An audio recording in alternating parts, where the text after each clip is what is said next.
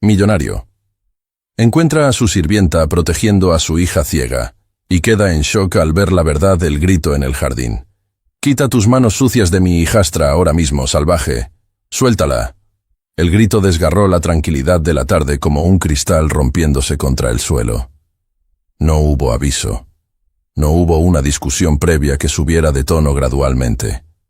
Fue una explosión de histeria instantánea. En el centro del inmenso jardín trasero, bajo un sol que parecía burlarse de la escena con su brillo alegre, se desarrollaba una confrontación que helaría la sangre de cualquiera. Carmen, la empleada doméstica, estaba de rodillas sobre el césped. Su uniforme azul, habitualmente impecable, estaba manchado de tierra y pasto en las rodillas. Pero a ella no le importaba su ropa. Sus brazos rodeaban con una fuerza desesperada el pequeño cuerpo de Lucía, la hija ciega del dueño de la casa. Carmen no miraba a la mujer que le gritaba. Tenía el rostro enterrado en el cabello de la niña, susurrándole palabras atropelladas, intentando crear una barrera de sonido con su propia voz, para que la pequeña no escuchara los insultos que llovían sobre ellas. De pie frente a ellas, Valeria parecía una estatua de furia envuelta en seda blanca. Su rostro, generalmente compuesto por capas de maquillaje perfecto y sonrisas ensayadas para las galas benéficas, estaba desfigurado por una ira roja y venosa. Su dedo índice, con una uña perfectamente manicurada, apuntaba hacia la cabeza de Carmen como si fuera el cañón de un arma cargada. «Eres una ladrona, una aprovechada», chilló Valeria, su voz quebrándose en un agudo insoportable. Sabía que no podía confiar en alguien de tu clase. Lucía, de apenas 7 años, temblaba violentamente. Sus ojos, nublados y sin vista, se movían frenéticamente de un lado a otro, buscando una referencia en la oscuridad, pero solo encontraban el terror. Sus manitas aferraban la tela barata del uniforme de Carmen con tal fuerza que sus nudillos estaban blancos. No lloraba a gritos. Su llanto era un gemido ahogado, el sonido de un animalito acorralado que sabe que no tiene escapatoria. «Por favor, señora Valeria, baje la voz», suplicó Carmen, levantando la vista por un segundo. Sus ojos oscuros no mostraban miedo por ella misma, sino un pánico absoluto por la niña. «La está asustando. Mire cómo tiembla. Podemos hablar de esto, pero no así.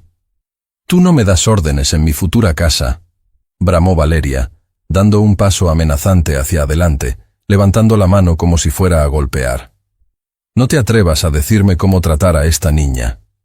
Fue en ese preciso instante cuando las puertas de cristal de la mansión se abrieron de golpe.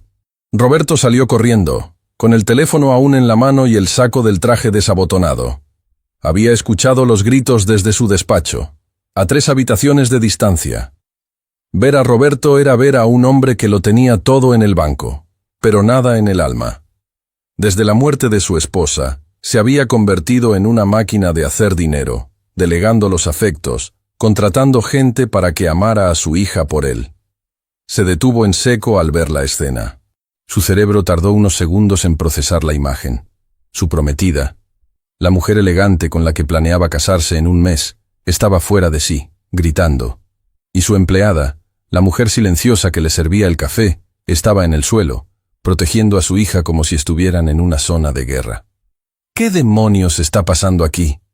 La voz de Roberto fue un trueno grave que momentáneamente opacó los chillidos de Valeria. El silencio que siguió fue breve pero pesado. Carmen bajó la cabeza, apretando más a Lucía contra su pecho. Valeria, en cambio, transformó su rostro en una fracción de segundo. La ira roja se disipó y fue reemplazada por una máscara de angustia y victimización tan rápida que hubiera merecido un premio de actuación. Roberto avanzó por el jardín, sus zapatos de cuero crujiendo sobre la hierba. Sentía una presión en el pecho. Odiaba el drama. Odiaba los problemas domésticos. Pagaba sueldos exorbitantes para tener paz, para llegar a casa y encontrar silencio y orden. Y esto era el caos absoluto. «Roberto, gracias a Dios que llegaste», exclamó Valeria, llevándose una mano al pecho y respirando con dificultad, fingiendo un ataque de nervios. «Esta mujer es un monstruo». Roberto miró a Carmen. La sirvienta no se levantó. Seguía abrazada a la niña. Lucía había escondido la cara en el cuello de Carmen al escuchar la voz de su padre. Eso fue como una bofetada para Roberto. Su propia hija buscaba refugio en la empleada, no en él. «Papá», gimió Lucía, su voz apenas un hilo. «Exijo una explicación, ahora», dijo Roberto, mirando alternadamente a las dos mujeres. Su tono era el que usaba en las juntas directivas, frío, impaciente y esperando obediencia inmediata. Valeria corrió hacia él y se aferró a su brazo, clavándole las uñas en la tela del traje. «La encontré, Roberto. La encontré con las manos en la masa», dijo Valeria, sollozando sin lágrimas. «Vine al jardín para traerle un jugo a Lucía, tratando de ser una buena madre para ella. Y vi a esta mujer jaloneándola, gritándole porque la niña tiró un poco de agua. Y eso no es todo». Valeria hizo una pausa dramática, asegurándose de tener toda la atención de Roberto. Cuando le grité que la soltara, vi que estaba guardándose algo en el bolsillo del delantal. «Es mi broche de esmeraldas, Roberto, el que me regalaste por nuestro compromiso. Lo tenía ella. Estaba maltratando a tu hija y robándonos al mismo tiempo». Roberto sintió que la sangre se le subía a la cabeza. Miró a Carmen con una mezcla de incredulidad y decepción profunda. Le había dado confianza. Le había abierto las puertas de su hogar. Y así le pagaba, robando y lastimando a lo único que le quedaba de su difunta esposa. Carmen levantó la vista. Tenía los ojos llenos de lágrimas, pero no dijo nada. Sabía que cualquier palabra suya sería aplastada por la elocuencia de la señora de la casa. Solo negó con la cabeza, un movimiento casi imperceptible, y volvió a besar la frente de Lucía, que seguía temblando como una hoja al viento. «¿Es cierto?», preguntó Roberto, su voz bajando a un tono peligroso. «Carmen, ¿tienes el broche de mi prometida?». Carmen abrió la boca para hablar, pero Lucía se aferró más fuerte a ella y soltó un sollozo desgarrador. La prioridad de Carmen cambió al instante. No era defenderse, era calmar a la niña. «Shh, mi vida. Calma, respira conmigo. 1, 2, susurró Carmen, ignorando la pregunta del millonario. Ese acto de ignorarlo fue lo que encendió la mecha final en el orgullo de Roberto. El falso juicio. La falta de respuesta inmediata de Carmen fue interpretada por Roberto como una admisión de culpa. En su mundo de negocios, quien calla otorga. Quien no se defiende con agresividad es porque no tiene argumentos. No entendía el lenguaje del sacrificio. No entendía que a veces uno se traga el orgullo para no asustar a un ser indefenso. Valeria, percibiendo la duda en los ojos de Roberto, atacó con más fuerza, aprovechando el silencio de la empleada. «¡Mírala! ¡Ni siquiera tiene la decencia de negarlo!», escupió Valeria con desprecio, caminando alrededor de Carmen como un depredador. «Se aprovecha de que Lucía es ciega, Roberto. Piénsalo. La niña no puede ver lo que ella hace. Seguramente lleva meses robándonos poco a poco, y quién sabe qué cosas horribles le hace a la niña cuando no estamos. Por eso Lucía es tan retraída, por eso siempre está asustada. Es por culpa de esta mujer». Las palabras de Valeria eran veneno puro, diseñadas meticulosamente para tocar los puntos débiles de Roberto. Su culpa por ser un padre ausente, y su miedo a que alguien lastimara a su hija discapacitada. Roberto sintió una náusea repentina. La imagen de Carmen maltratando a su hija ciega se instaló en su mente. Recordó todas las veces que llegó tarde del trabajo. Todas las veces que viajó y dejó a Lucía al cuidado de esta mujer. Había dejado a su hija en manos de un verdugo. «Levántate», ordenó Roberto. Su voz ya no tenía duda, solo una frialdad cortante. Carmen obedeció lentamente. Tuvo que despegar con suavidad los bracitos de Lucía de su cuello. «No, Carmen, no me dejes», lloraba la niña, tanteando el aire con desesperación. «Estoy aquí, mi cielo, estoy justo aquí. Solo voy a ponerme de pie», le aseguró Carmen con una dulzura que contrastaba violentamente con la tensión del ambiente. Una vez de pie, Carmen se veía pequeña ante la figura imponente de Roberto y la altivez de Valeria. Se alisó el delantal con manos temblorosas. «Señor Roberto», dijo Carmen, manteniendo la voz firme aunque por dentro se estaba desmoronando. «Yo no he robado nada. Y jamás, escúcheme bien, jamás le pondría una mano encima a la señorita Lucía con mala intención. Ella es como una hija para mí». «¡Qué descaro!», interrumpió Valeria, soltando una risa incrédula y burlona. «¿Como una hija? Por favor, eres la sirvienta. Te pagamos para que limpies y le des de comer, no para que juegues a la mamá. Y sobre el robo... Roberto, revisa su bolsillo, ahora mismo». Roberto miró el bolsillo delantero del delantal de Carmen. Se veía un bulto pequeño. El corazón le latía con fuerza. Quería que fuera mentira.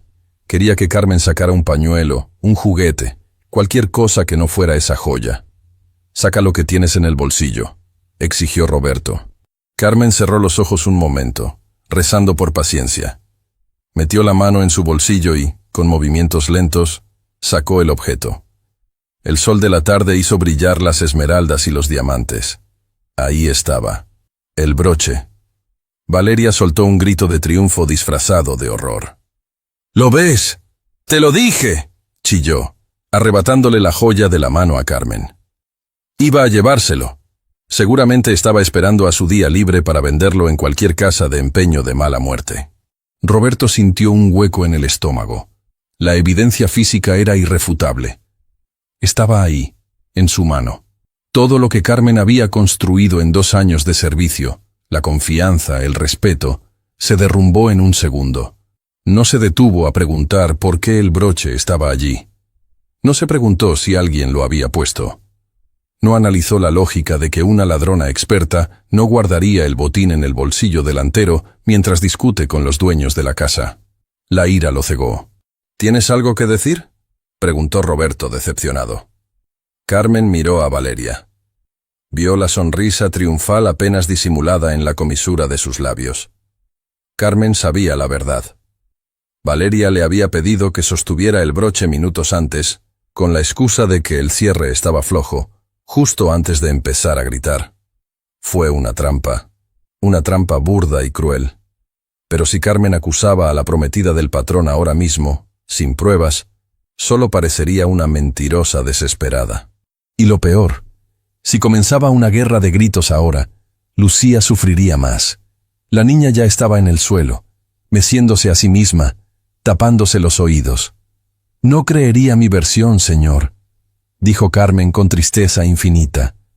«Usted ya decidió a quién creerle. Solo le pido, por favor, mire a su hija. Ella sabe quién la ama».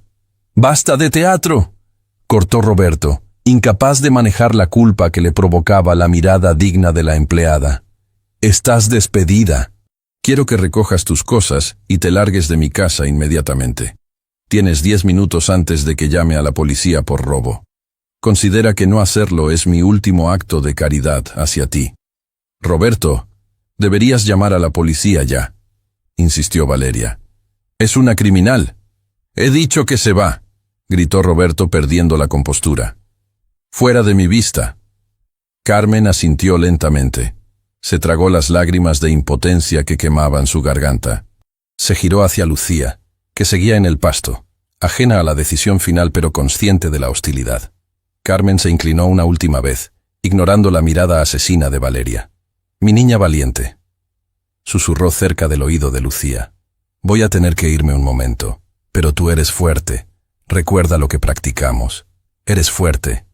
«No, Carmen, no te vayas», gritó Lucía, lanzando sus manos para agarrarla, pero Carmen ya se había apartado.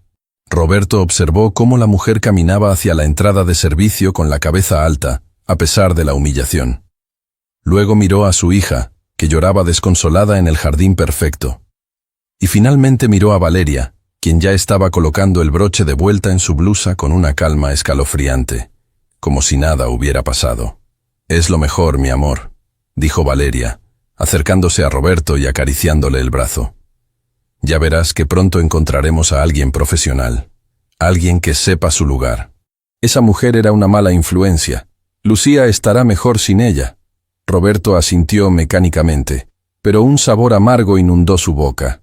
Algo no encajaba.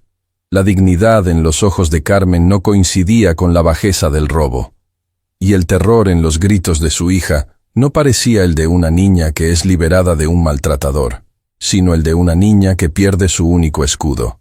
«Encárgate de que Lucía entre a la casa», dijo Roberto secamente, soltándose del agarre de Valeria. «Tengo que hacer una llamada». Mientras se alejaba, Roberto no podía dejar de escuchar el llanto de su hija. No sabía que ese llanto no era por la partida de Carmen, sino por el miedo a quedarse sola con la mujer que ahora sonreía victoriosa en medio del jardín. El millonario creía haber impartido justicia, pero acababa de dejar a su hija a merced del verdadero peligro. La humillación pública.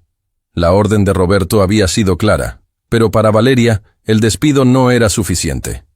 Ella necesitaba la destrucción total. Necesitaba asegurarse de que Carmen no solo perdiera su empleo, sino que perdiera cualquier rastro de dignidad humana antes de cruzar el portón de salida. Quería borrarla del mapa emocional de la familia para siempre. Mientras Roberto se alejaba hacia su despacho con el teléfono pegado a la oreja, buscando refugio en sus negocios para no enfrentar el desastre doméstico, Valeria se quedó en el jardín. Su postura se relajó, perdiendo la rigidez de la víctima asustada, y adoptó la soltura de quien acaba de ganar una guerra sin disparar una sola bala real.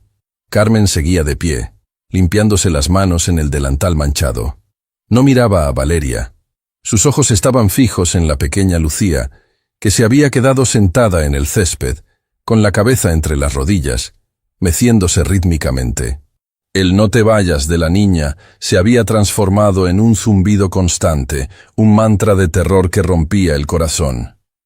«¿Qué esperas?». La voz de Valeria cortó el aire. Ya no gritaba. Ahora usaba un tono bajo, venenoso y cargado de desprecio. «¿Esperas que él regrese y cambie de opinión? No seas ingenua. Roberto hace lo que yo digo. Siempre. Solo quiero despedirme de la niña, señora», respondió Carmen con voz ronca. Dio un paso hacia Lucía, pero Valeria se interpuso en su camino con una rapidez felina. «Ni se te ocurra», siseó Valeria, empujando a Carmen por el hombro.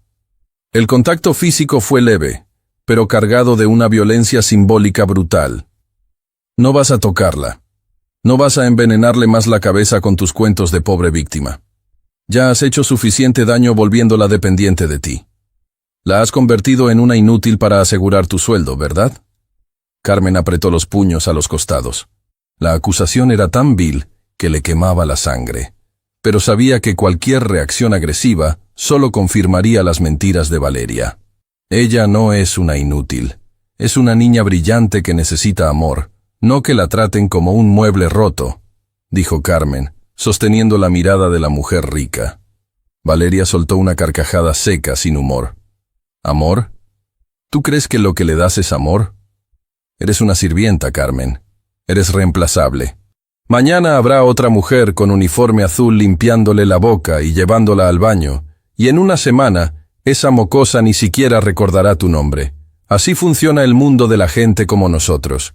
Y la gente como tú, bueno, ustedes solo pasan, son fantasmas. En ese momento, otros empleados de la casa comenzaron a asomarse por las ventanas y la puerta de servicio. El jardinero, la cocinera y el chofer observaban la escena con una mezcla de miedo y curiosidad. Nadie se atrevía a intervenir. El poder de Valeria en la casa era absoluto, y todos temían por sus propios empleos. Valeria, notando la audiencia, decidió elevar la apuesta. Quería un espectáculo. «¡Atención todos!», gritó Valeria girándose hacia el personal. «Quiero que vean bien a esta mujer. La hemos atrapado robando. Ha traicionado la confianza del señor Roberto. Que esto les sirva de lección. Aquí no toleramos a las ratas». Carmen sintió cómo la vergüenza le subía por el cuello hasta las orejas. Eran sus compañeros, gente con la que había compartido cafés y confidencias. Ahora la miraban con duda. La calumnia, dicha con tanta seguridad por una mujer de alta sociedad, tenía un peso devastador. «No es verdad», susurró Carmen. Pero su voz se perdió en el viento. Lucía, guiada por el sonido de la voz de Valeria, se levantó tambaleándose. Extendió sus brazos, buscando el vacío. «Carmen es buena», gritó la niña, girando la cabeza de un lado a otro, desorientada por la ceguera. Ella no robó nada. Tú me diste el broche, Valeria. Te escuché. El silencio que siguió fue sepulcral. Los empleados contuvieron el aliento.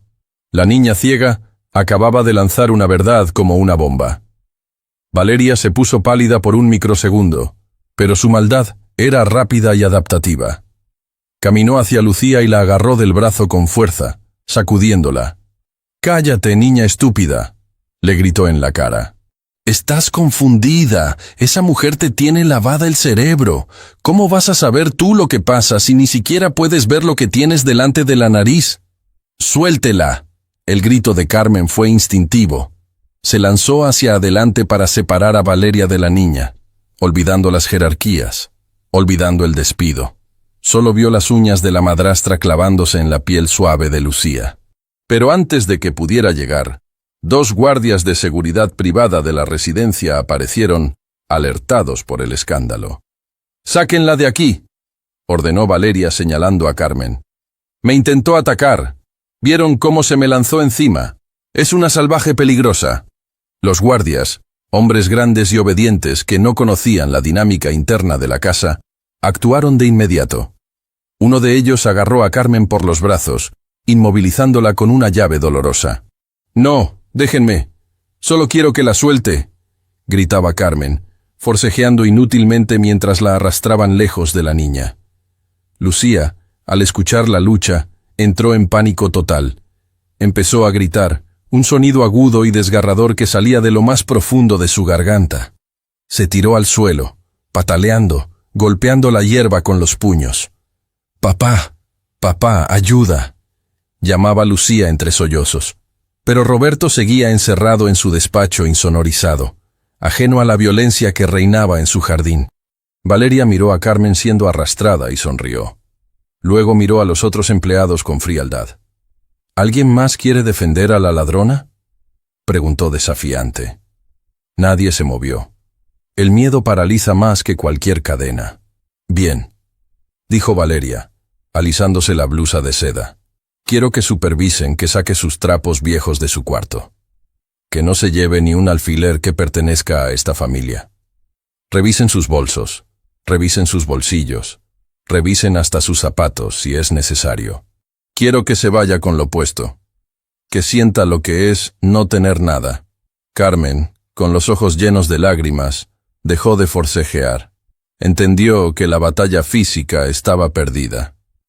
Miró a Lucía una última vez a lo lejos, una manchita rosa llorando en el inmenso jardín verde, sola, completamente sola. Esa imagen, la de la niña abandonada a su suerte, le dolió más que la humillación pública, más que la acusación de robo, más que la fuerza bruta de los guardias. «Resiste, mi amor.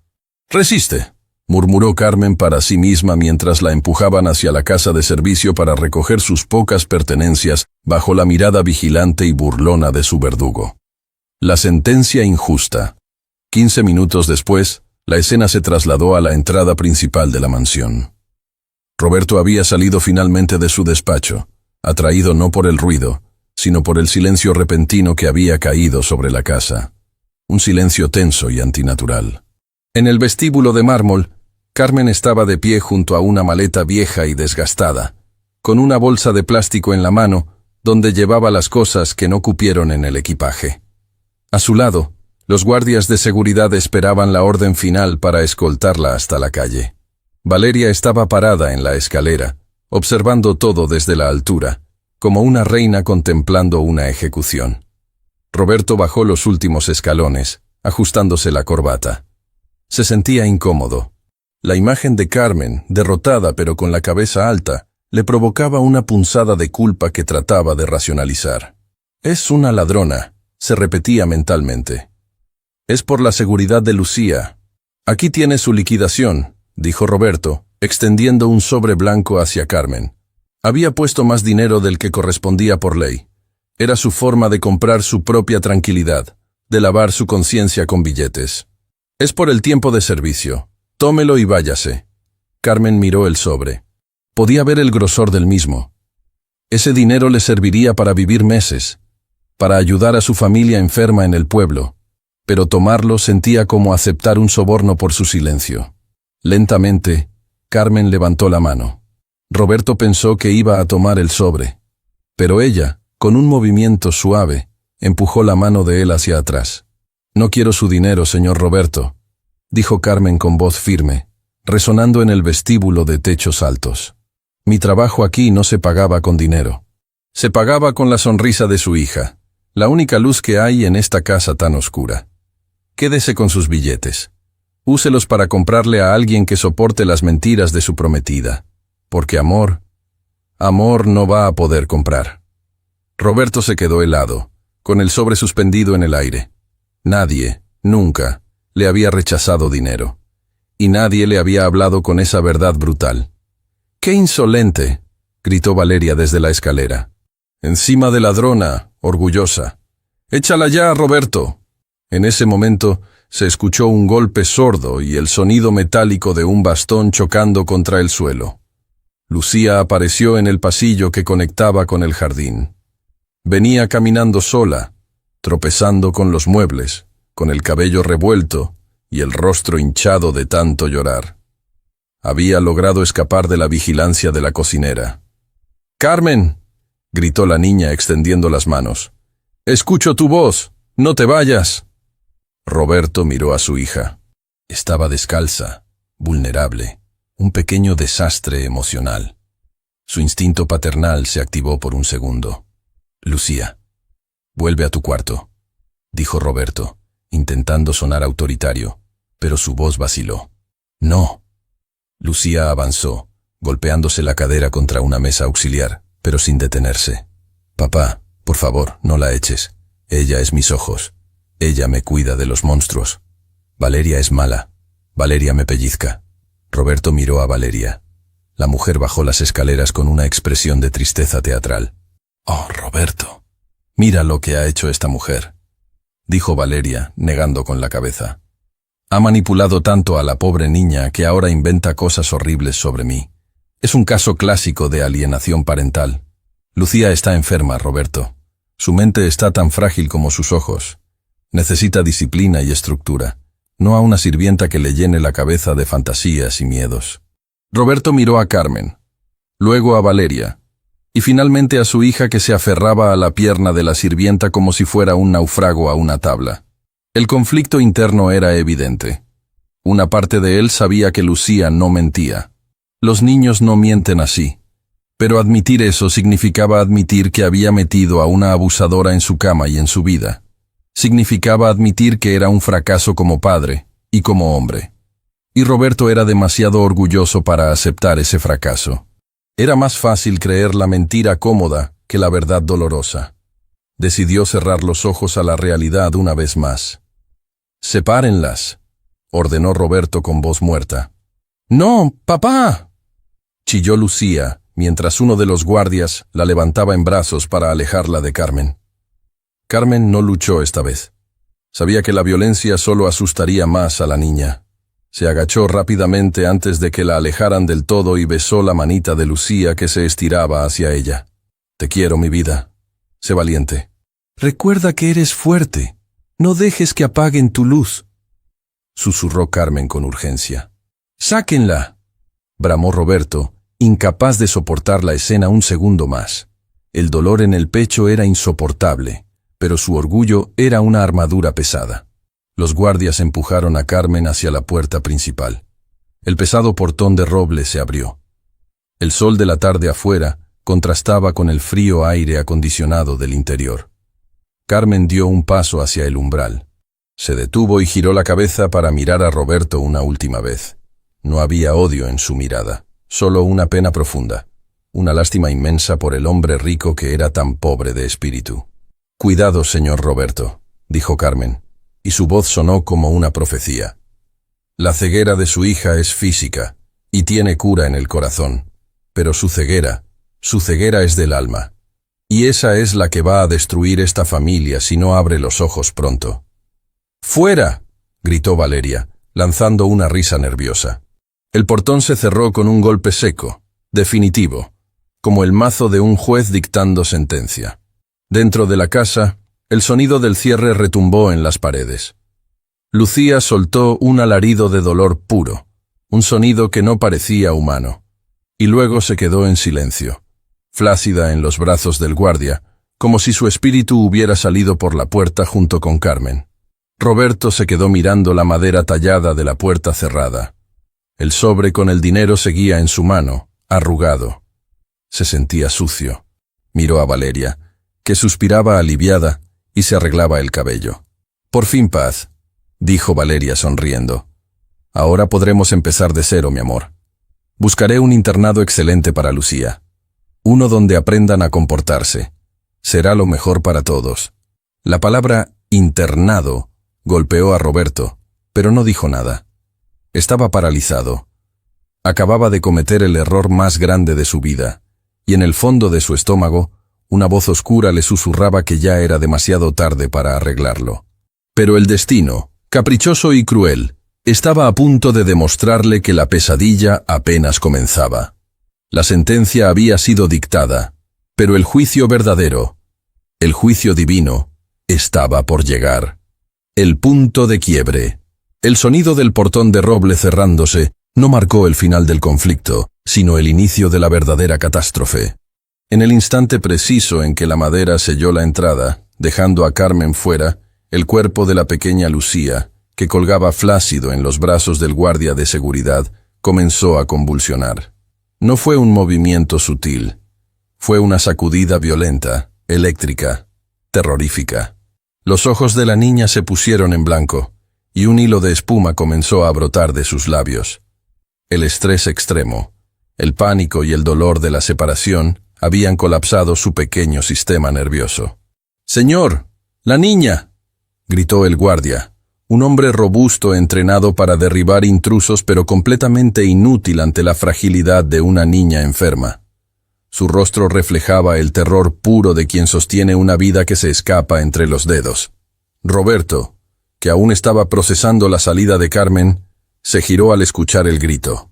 Al ver a su hija convulsionando, el mundo se detuvo. El tiempo se estiró de una manera dolorosa. Todo su dinero, todas sus empresas, todo su poder se desmoronaron en un segundo. No sabía qué hacer. Se quedó paralizado, con las manos temblando en el aire, incapaz de tocarla por miedo a romperla aún más. «¡Hagan algo!», rugió Roberto, con la voz quebrada por la desesperación. «Llamen a una ambulancia. Valeria, ayúdala». Valeria, que segundos antes sonreía aliviada, dio un salto hacia atrás con una mueca de repulsión instintiva. No se acercó a la niña. Al contrario, se protegió su blusa de seda blanca como si la niña fuera una fuente de contagio. «¡Qué asco! Está babeando», chilló Valeria, cubriéndose la boca. «Ponla en el suelo. No me ensucies la alfombra. Que alguien traiga un trapo». La reacción de Valeria fue tan fría, tan desprovista de instinto maternal, que golpeó a Roberto como un martillazo en la conciencia, pero el pánico no le dejó tiempo para procesarlo. El guardia, torpe y asustado, intentaba depositar a la niña en el suelo de mármol frío. «¡No la golpees!», gritó Roberto, arrodillándose junto a su hija, sin saber si sujetarle la lengua, si abrazarla o si correr. Se sentía el hombre más impotente de la tierra. Fue entonces cuando los golpes retumbaron en la puerta principal. No eran golpes de alguien pidiendo entrar. Eran golpes de alguien derribando una barrera. «¡Abran la puerta!», el grito de Carmen desde el exterior se filtró a través de la madera maciza. «¡Sé lo que tiene! ¡Déjenme entrar o se va a ahogar!». Carmen no se había ido. Al escuchar el silencio repentino seguido de los gritos de pánico, su instinto de madre, porque eso era ella, una madre sin lazo de sangre, la había clavado en el umbral. Sabía que Lucía sufría de crisis nerviosas severas. Sabía exactamente qué hacer. Roberto miró a su hija morada por la falta de aire. Luego miró a Valeria, que estaba parada lejos gritando órdenes inútiles a las sirvientas. Y finalmente miró la puerta. «¡Abran!», ordenó Roberto al otro guardia. «¡Déjenla entrar! ¡Ya!». El guardia abrió el portón y Carmen entró como un huracán azul. No miró a Roberto. No miró a Valeria. No le importó su despido ni la humillación de hace 5 minutos. Se lanzó al suelo, derrapando sobre el mármol hasta llegar a Lucía. «Suéltenla, déjenme espacio», ordenó Carmen, con una autoridad que Roberto jamás había visto en ella. Con movimientos precisos y amorosos, Carmen colocó a la niña de lado, liberó las vías respiratorias y comenzó a masajear puntos específicos en el cuello y las manos de la pequeña, susurrándole al oído con esa voz que era el único ancla de Lucía en el mundo. «Estoy aquí, mi amor. Mamá Carmen está aquí. Respira. Sigue mi voz. Eso es». Suelta el aire. Lentamente, como por arte de magia, las convulsiones cesaron. El color volvió a las mejillas de Lucía. Su respiración se estabilizó, aunque seguía inconsciente, agotada por el esfuerzo. La sala quedó en un silencio sepulcral. Solo se escuchaba la respiración agitada de Roberto y el llanto silencioso de Carmen mientras acariciaba el cabello sudado de la niña. Valeria rompió el silencio, incapaz de leer la atmósfera. «Bueno, ya pasó el drama», dijo alisándose la falda y recuperando su postura altiva.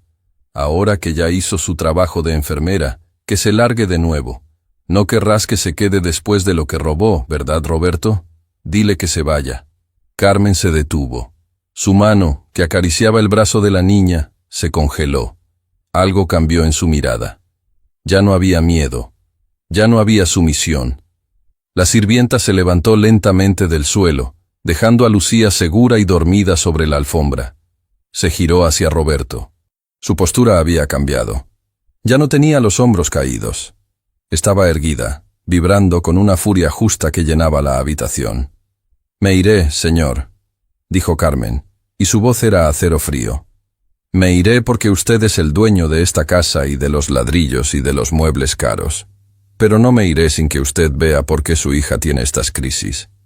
No me iré sin que sepa la verdad que lleva meses ignorando por estar demasiado ocupado haciendo dinero». «¡Cállate! ¡Seguridad, sáquenla!», gritó Valeria, dando un paso adelante, notando el peligro en los ojos de la empleada. «¡Nadie me toca!», bramó Carmen con tal fuerza que los guardias retrocedieron. «Usted va a mirar, señor Roberto.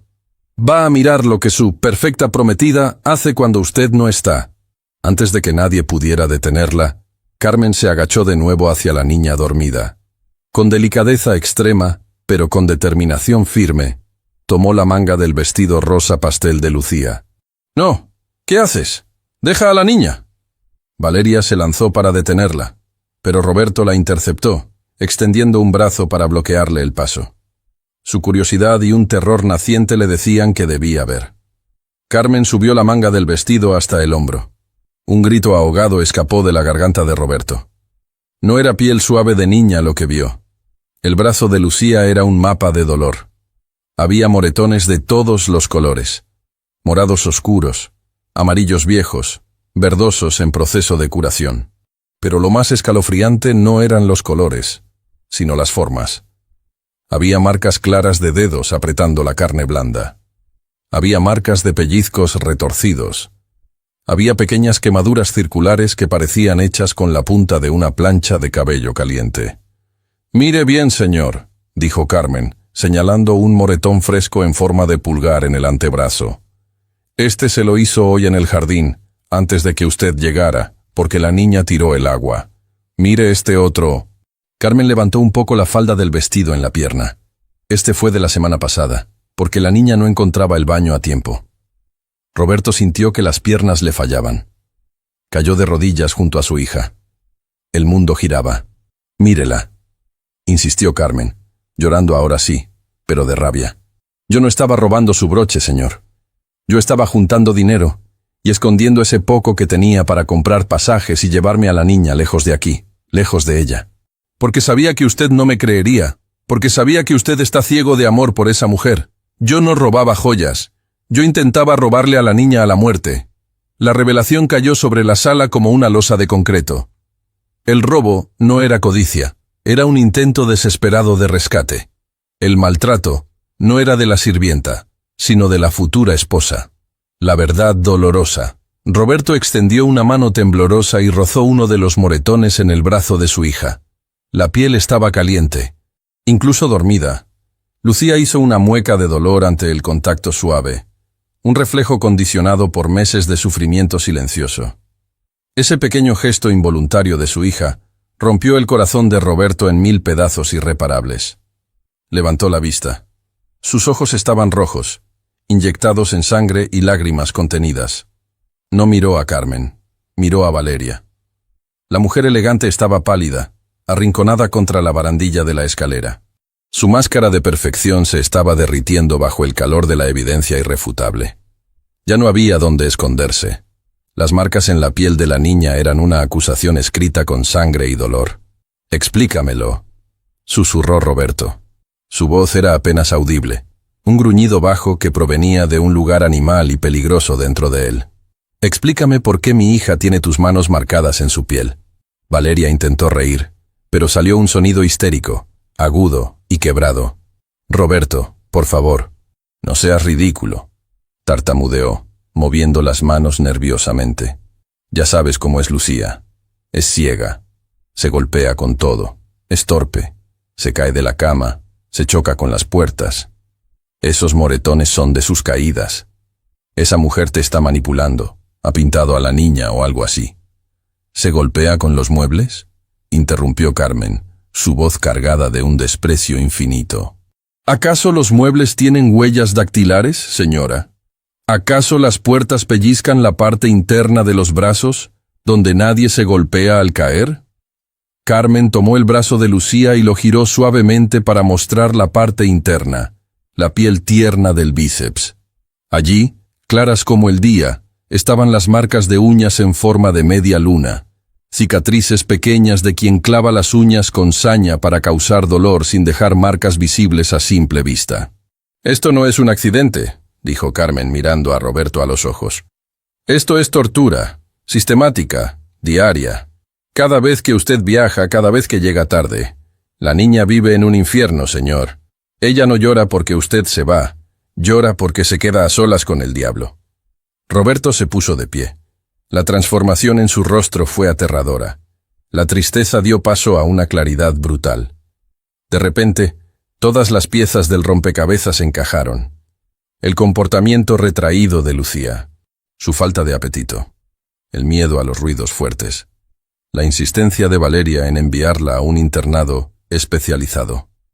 No quería educarla, quería deshacerse de la evidencia, quería borrar el problema para disfrutar del dinero sin cargas. «Dijiste que la querías como a una hija», dijo Roberto, avanzando hacia Valeria, paso a paso, lento, como un depredador acorralando a su presa. Valeria retrocedió hasta chocar con la pared. «¡Lo es! ¡Lo intenté!», gritó Valeria perdiendo la compostura, dejando salir su verdadera naturaleza. «¡Pero es imposible! Es una carga, Roberto. Mírala. Es una inútil.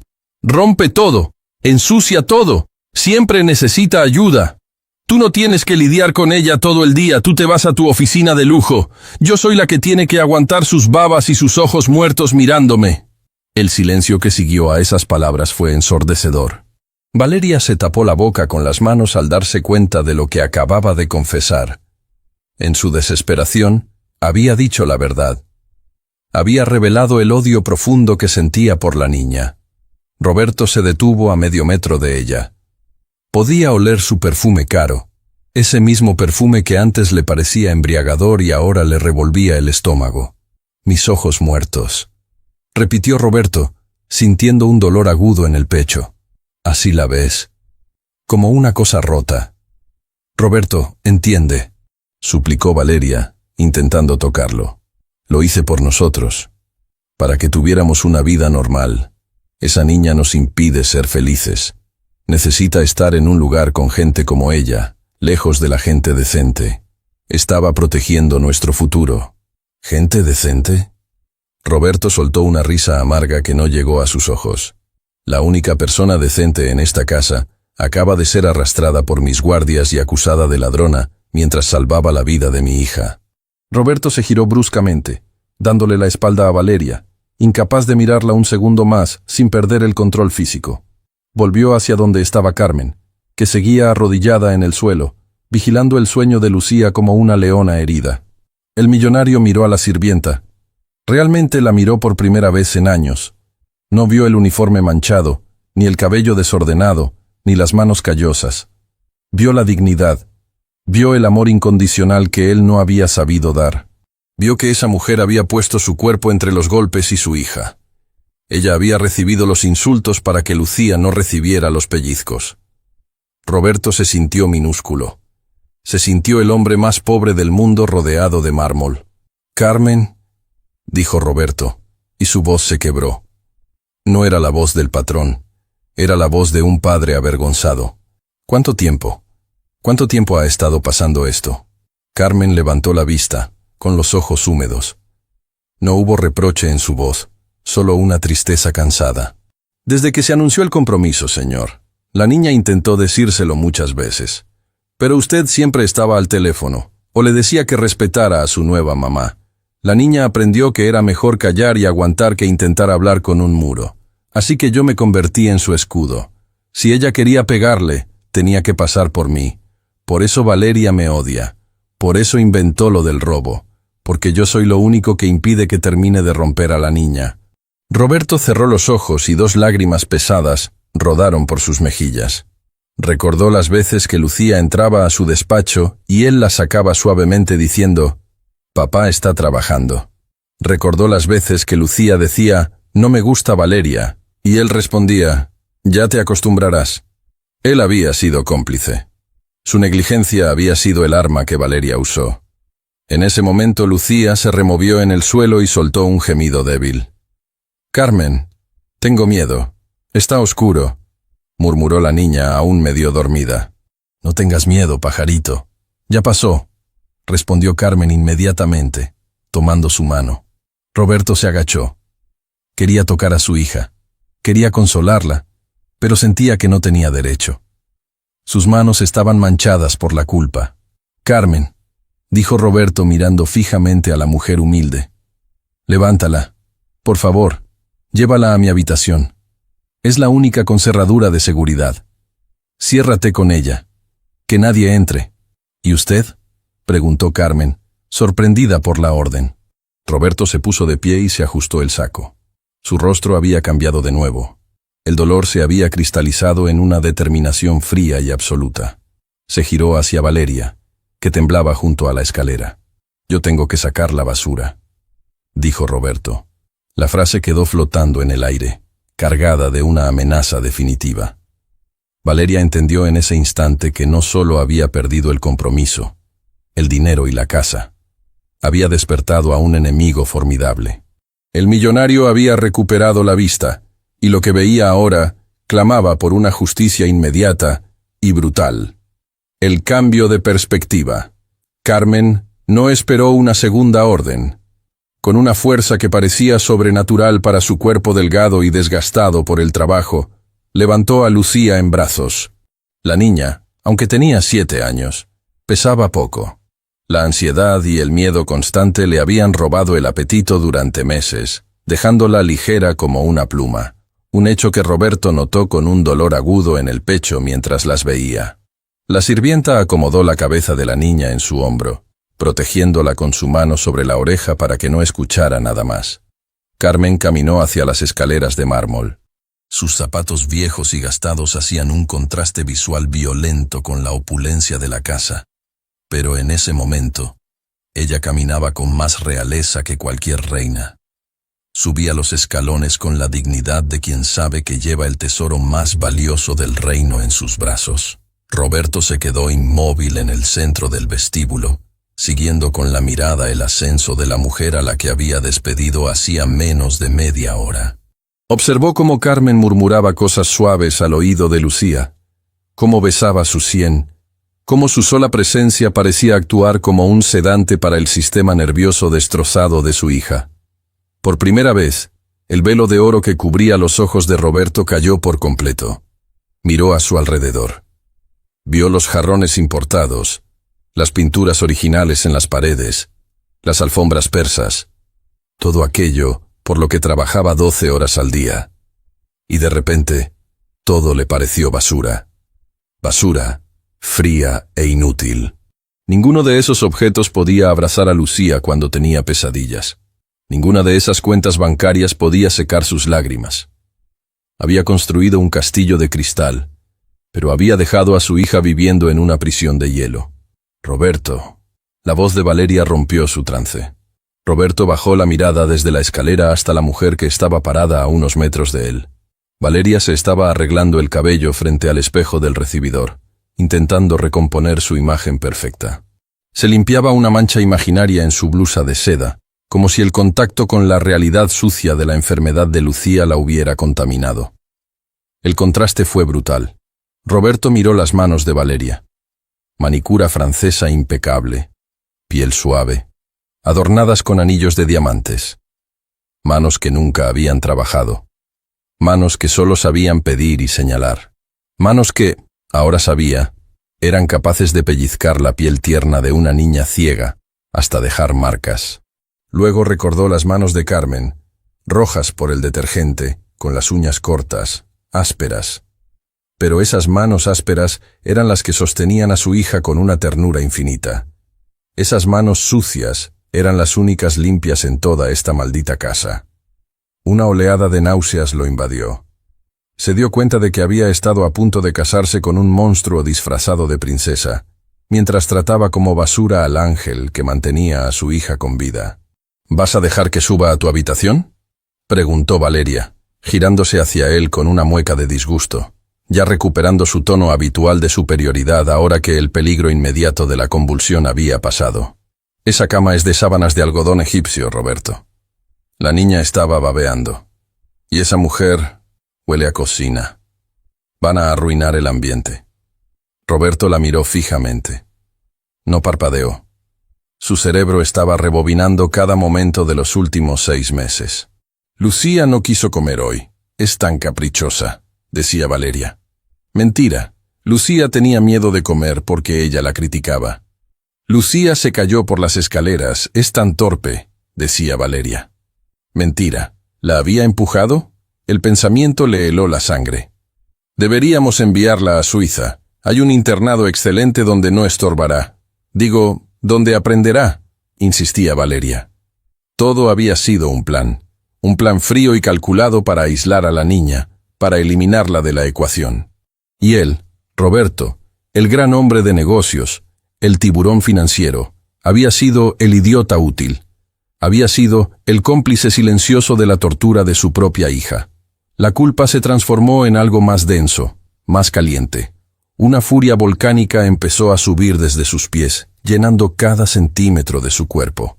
No era solo ira, era una necesidad primitiva de destruir la amenaza. Roberto caminó lentamente hacia la mesita donde Valeria había dejado su bolso de diseñador. Sin decir una palabra, lo tomó y lo volteó boca abajo. El contenido cayó sobre el piso de mármol con un estruendo de cosméticos, llaves y el teléfono celular. ¿Qué haces?, chilló Valeria sorprendida. «Ese maquillaje es carísimo. ¿Te has vuelto loco?»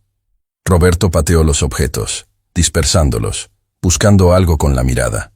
No lo encontró allí. Entonces recordó. Se acercó a Valeria.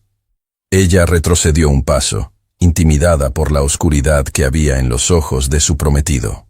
«El broche», dijo Roberto.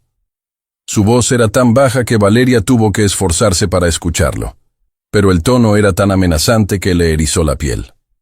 «¿Qué?», preguntó ella, haciéndose la desentendida. «El broche que robó Carmen». «Dámelo». Valeria se llevó la mano al pecho instintivamente, protegiendo la joya que había recuperado hacía tan solo unos minutos. «Ya lo tengo yo, mi amor. Está a salvo. No te preocupes por eso. Ya pasó. Lo importante es que nos libremos de esa gentuza y busquemos ayuda profesional para la niña. Conozco una agencia de enfermeras que...» «Dámelo», repitió Roberto, extendiendo la mano con la palma abierta. No era una petición. Era una orden militar. Valeria, temblando, desabrochó la joya de su blusa y la depositó en la mano de Roberto. Él cerró el puño alrededor de las esmeraldas con tanta fuerza que los bordes metálicos se le clavaron en la piel. Sintió el dolor físico y lo agradeció. Necesitaba sentir algo real para no perder la cabeza. «Esta joya», dijo Roberto mirando el broche, Vale más que el sueldo de Carmen de 5 años. Y tú acusaste a una mujer que no tiene nada, a una mujer que envía cada centavo a su familia de robar esto, solo para encubrir que estabas torturando a una niña ciega. Roberto levantó la vista y clavó sus ojos en los de Valeria. Eres pobre, Valeria. Eres la mujer más pobre que he conocido en mi vida. La furia del padre. La ofensa golpeó a Valeria en su punto más débil. Su ego. Ella, que se jactaba de su linaje, de su apellido, de su elegancia, no podía tolerar ser llamada pobre. Su máscara de víctima se rompió definitivamente, dejando ver la fealdad que escondía debajo. ¿Pobre?, escupió Valeria, irguiéndose y recuperando su arrogancia venenosa. Yo soy quien te ha dado clase a ti y a tu familia de nuevos ricos. Yo soy quien ha intentado poner orden en este zoológico que llamas hogar. Deberías agradecerme. He intentado educar a esa niña salvaje porque tú eres demasiado cobarde para admitir que salió defectuosa. El aire en la habitación pareció congelarse. La palabra defectuosa resonó en las paredes. Roberto sintió un zumbido en los oídos. Dio un paso hacia ella, acortando la distancia peligrosamente. Repítelo, desafió Roberto. Su voz temblaba, pero no de miedo, sino del esfuerzo sobrehumano que estaba haciendo para no ponerle las manos encima. Repite lo que acabas de decir de mi hija. Valeria, sintiéndose acorralada y sabiendo que su papel de novia dulce ya no servía, decidió jugar su última carta, la verdad brutal. Pensó que, si le mostraba a Roberto la realidad práctica, él, como hombre de negocios, entendería. «Es la verdad, Roberto», gritó ella, manoteando histéricamente. «Mírala. Tiene 7 años y no puede hacer nada sola. Se orina encima si se asusta. Grita, llora, rompe cosas. ¿Tú crees que eso es vida? ¿Crees que yo, una mujer joven y bella, merezco pasar mis días limpiando mocos y guiando a una ciega por el jardín? Yo me voy a casar contigo para viajar, para disfrutar la vida, no para ser la niñera de tu error genético». Roberto cerró los ojos un segundo. La confesión era atroz, pero al mismo tiempo, liberadora. Ya no había dudas. Ya no había, tal vez estoy exagerando. Tenía al enemigo enfrente, y el enemigo acababa de declarar la guerra a su sangre. Mi hija no es un error, dijo Roberto, abriendo los ojos. Ahora estaban secos, fríos como el acero. Mi hija es una niña que perdió a su madre, perdió su vista, y casi pierde a su padre porque estaba demasiado ocupado comprando joyas para una serpiente. Pero eso se acabó. Roberto metió la mano en el bolsillo de su saco y sacó una caja pequeña de terciopelo que llevaba allí desde la mañana. Iba a darle un regalo sorpresa esa noche. Unos aretes a juego con el anillo de compromiso. Miró la caja y luego la lanzó con desprecio a un rincón de la sala, sin siquiera abrirla. Se acabó, Valeria. Todo. El compromiso, la boda, tu vida en esta casa. Quiero que te vayas. Ahora. Valeria soltó una risa nerviosa, incrédula. «No puedes hablar en serio», dijo ella cruzándose de brazos. «¿Me vas a echar? ¿A mí? ¿Por qué? ¿Por unos moretones? Los niños se caen, Roberto. No tienes pruebas de que fui yo.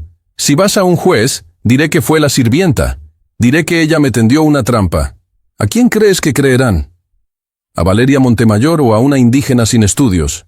La amenaza fue la gota que derramó el vaso. Valeria estaba dispuesta a destruir la vida de Carmen, incluso después de ser descubierta, solo por despecho. Roberto avanzó hasta quedar a centímetros de su cara. Su presencia física era imponente, una pared de furia masculina contenida. «No necesito un juez, Valeria. Soy Roberto Castillo. Tengo el dinero suficiente para enterrarte en abogados, hasta que tus nietos sigan pagando las costas. Pero no hará falta, porque hay cámaras». La cara de Valeria se descompuso. El color huyó de sus mejillas, dejándola con un aspecto ceroso y enfermizo. «¿Cámaras?», susurró. «Instalé un sistema de seguridad nuevo la semana pasada en el jardín y en los pasillos», mintió Roberto. No lo había hecho, pero sabía cómo jugar al póker. Vio el terror en los ojos de ella y supo que había acertado. «No las había revisado porque confiaba en ti, pero ahora voy a disfrutar viendo cada segundo». Y te prometo, Valeria, que si veo que le pusiste un solo dedo encima, no será la policía quien venga por ti. Me encargaré personalmente de que no vuelvas a pisar un club social, un restaurante o una casa decente en este país. Todo el mundo sabrá lo que eres, una abusadora de niños. Valeria jadeó, llevándose la mano a la boca. La reputación era lo único que le importaba más que el dinero. La amenaza de destrucción social fue más efectiva que cualquier amenaza física. Tú no harías eso. Tartamudeó retrocediendo hacia la puerta, tropezando con sus propios pies. Me amabas. Me dijiste que me amabas. Amaba la máscara, corrigió Roberto con dureza. Pero lo que hay debajo me da asco. Roberto señaló la puerta principal, que seguía entreabierta después de la entrada frenética de Carmen. Fuera, y ni se te ocurra subir a hacer las maletas. Te enviaré tus cosas en bolsas de basura, que es donde pertenecen. ¡Mi anillo!, gritó Valeria, intentando aferrarse a lo material, a lo único que podía sacar de la situación. ¡El anillo es mío! ¡Es un regalo! Roberto miró la mano izquierda de Valeria. El diamante brillaba bajo la luz del candelabro. El anillo era un símbolo de un compromiso, dijo Roberto, dando un paso más hacia ella, obligándola a retroceder hasta el umbral. Tú rompiste el compromiso cuando torturaste a mi hija. Ese anillo representa a mi familia, y tú no eres familia. Tú eres el enemigo. Roberto extendió la mano esperando. Valeria miró la mano abierta de Roberto, luego miró su rostro, duro e implacable. Miró hacia la escalera, donde sabía que Carmen estaba consolando a la niña. Sintió una oleada de odio puro, pero también de miedo. Sabía cuándo había perdido una batalla. Con movimientos bruscos y furiosos, se arrancó el anillo del dedo, raspándose la piel en el proceso. Lo arrojó al suelo, a los pies de Roberto. El sonido del platino golpeando el mármol fue el sonido final de su relación. Te vas a arrepentir, Roberto, siseó Valeria con los ojos llenos de lágrimas de rabia. Te vas a quedar solo con tu hija ciega y tu sirvienta. Serán el hazmerreír de la sociedad, el millonario y la criada. ¡Qué patético! Me estás cambiando por una nadie. Prefiero ser el hazmerreír de la sociedad que el verdugo de mi hija, respondió Roberto, con una calma que lo sorprendió a él mismo. Se agachó y recogió el anillo. No lo miró con nostalgia. Lo miró como quien mira un tumor que acaba de ser extirpado. Lárgate, dijo Roberto levantándose. Y reza. Reza para que cuando revise esas cámaras no encuentre nada imperdonable. Porque si lo encuentro, iré a buscarte. Valeria no esperó más. El miedo a la exposición pública y la intensidad de la mirada de Roberto fueron suficientes. Dio media vuelta y salió corriendo por la puerta principal, sus tacones repiqueteando en el camino de entrada, huyendo de la escena del crimen, dejando atrás sus sueños de grandeza y llevándose solo su amargura. Roberto se quedó en la puerta, viendo cómo su prometida subía a su auto deportivo y arrancaba quemando llanta. Vio cómo el vehículo desaparecía tras el portón de la propiedad. El silencio volvió a la casa. Pero esta vez no era un silencio pesado ni oscuro. Era el silencio limpio que queda después de una tormenta violenta. Roberto cerró la puerta principal. Pasó el cerrojo. Respiró hondo, llenando sus pulmones de aire por primera vez en meses. Sentía el cuerpo magullado, como si hubiera peleado una batalla física real. Se aflojó la corbata, tiró el saco al suelo y se giró hacia las escaleras. Arriba, en su habitación, estaba lo único que importaba. Su redención no estaba en el dinero, ni en el estatus. Su redención estaba arriba, asustada y herida, esperando a un padre que por fin había decidido aparecer. Roberto empezó a subir los escalones. Cada paso era una promesa. Iba a arreglar esto. Iba a curar las heridas, las de la piel y las del alma. Y sabía exactamente quién lo ayudaría a hacerlo. No eran los médicos ni los psicólogos caros. Era la mujer de las manos ásperas y el uniforme azul. El largo camino a casa. El silencio que siguió a la partida de Valeria no fue vacío. Fue un espejo. Al quedarse solo en el vestíbulo, Roberto sintió el peso aplastante de la casa sobre sus hombros. Esas paredes altas, diseñadas para impresionar a socios y amigos del club, ahora parecían muros de una fortaleza solitaria. Miró hacia arriba, hacia la barandilla de la segunda planta. El camino hacia la habitación principal nunca le había parecido tan largo ni tan empinado. Roberto comenzó a subir. Sus piernas, acostumbradas a correr maratones corporativos y jugar tenis los fines de semana, le pesaban como si llevara plomo en los zapatos. Cada escalón era un juicio. Escalón 1. Recordó el primer cumpleaños de Lucía después de la muerte de su madre. Él había comprado una muñeca gigante, pero no estuvo para verla abrirla. Tenía una reunión. Escalón 2. Recordó cuando Lucía perdió la vista tras el accidente. Él pagó a los mejores especialistas de Europa, pero no sostuvo su mano durante las curaciones. Valeria le dijo que era mejor no malcriarla. Escalón 3. Recordó el día que contrató a Carmen. Ni siquiera la entrevistó él mismo. Fue su secretaria. Solo asegúrate de que sea limpia y barata, había dicho. Al llegar al descansillo de la planta alta, Roberto se detuvo para recuperar el aliento. No era fatiga física. Era el agotamiento espiritual de un hombre que se da cuenta de que ha estado corriendo en la dirección equivocada durante años. Caminó por el pasillo. La puerta de su habitación estaba cerrada. Desde adentro, no se escuchaban llantos histéricos, sino un murmullo suave, rítmico. Una canción de cuna. Una canción vieja, de pueblo, que nada tenía que ver con la música clásica que Valeria insistía en poner en la casa para culturizar el ambiente. Roberto apoyó la mano en el pomo de la puerta, pero no la giró de inmediato. Tuvo miedo.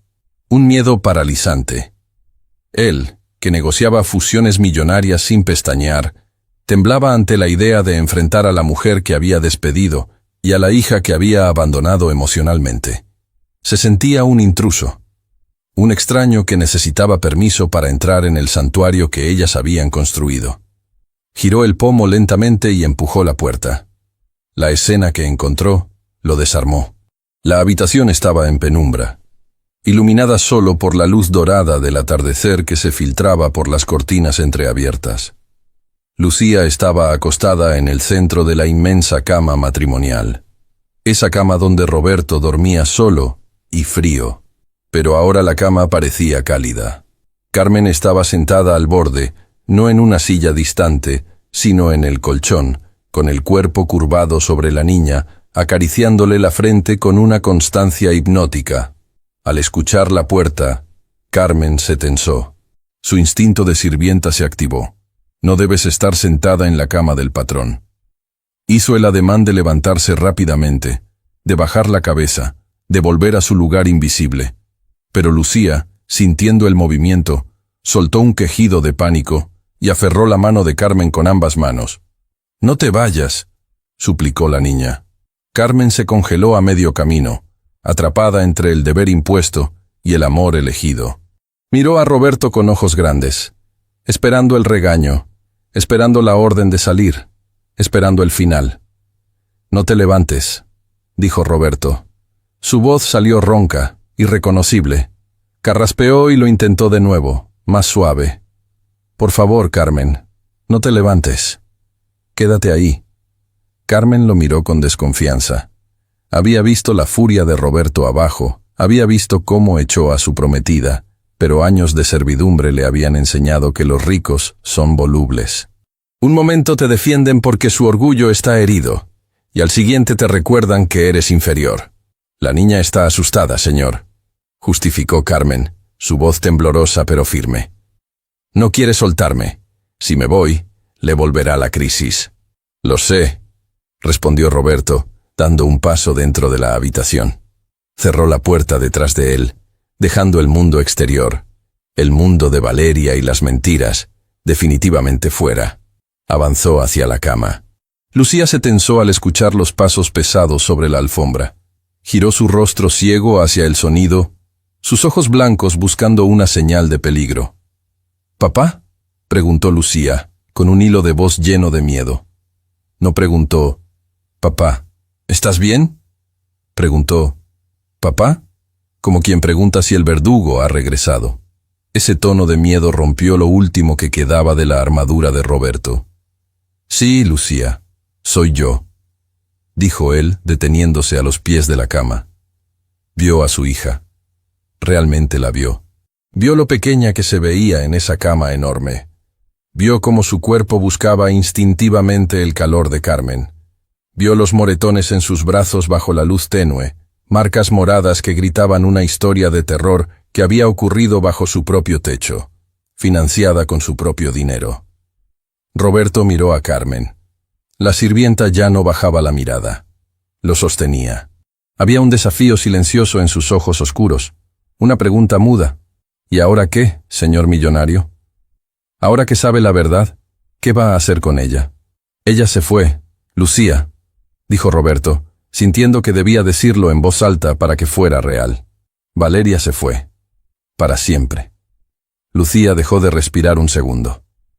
¿Volverá mañana?, preguntó la niña, escéptica. Valeria siempre volvía. Valeria siempre encontraba la forma de entrar. No, aseguró Roberto con una vehemencia oscura. Nunca más. Cambiaré las cerraduras. Pondré guardias. Nadie que te haga daño volverá a entrar a esta casa. Te lo juro. Lucía soltó el aire que contenía y su cuerpecito se relajó un poco contra el colchón, pero no extendió los brazos hacia su padre. Se apretó más contra Carmen. Ese rechazo silencioso fue el castigo más doloroso que Roberto podría haber recibido. Su hija no confiaba en él. Y tenía razón. Roberto sintió que las piernas le fallaban de nuevo. La culpa era una carga física insoportable. No podía mirar a Carmen desde arriba. No tenía derecho a mirarlas desde su altura de señor de la casa. Esa jerarquía era falsa. En esa habitación, la única que tenía autoridad moral era la mujer con el uniforme manchado. El arrepentimiento. Lentamente, Roberto hizo algo que jamás había hecho en su vida adulta. Ni siquiera en la iglesia. Ni siquiera ante la tumba de su esposa. Dobló las rodillas.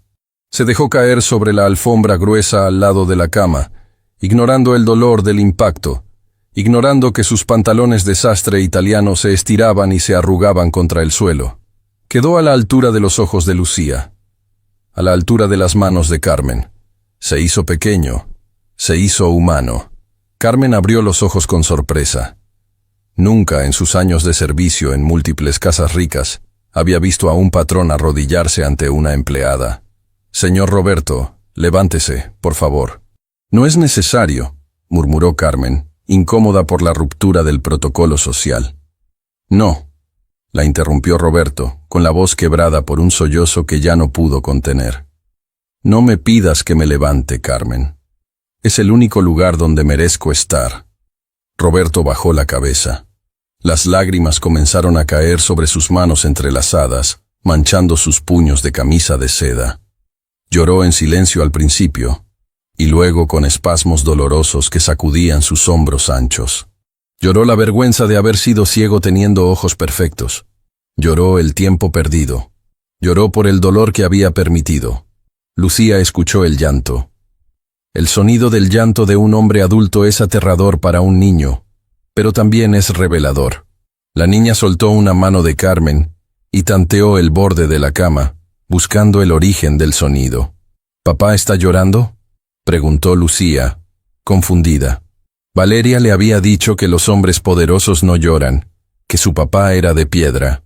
Carmen miró al hombre destrozado en el suelo y luego a la niña. Su corazón, que era inmensamente noble, no guardó rencor. Entendió que el arrepentimiento de Roberto era genuino. «Sí, mi amor, tu papá está triste», dijo Carmen suavemente.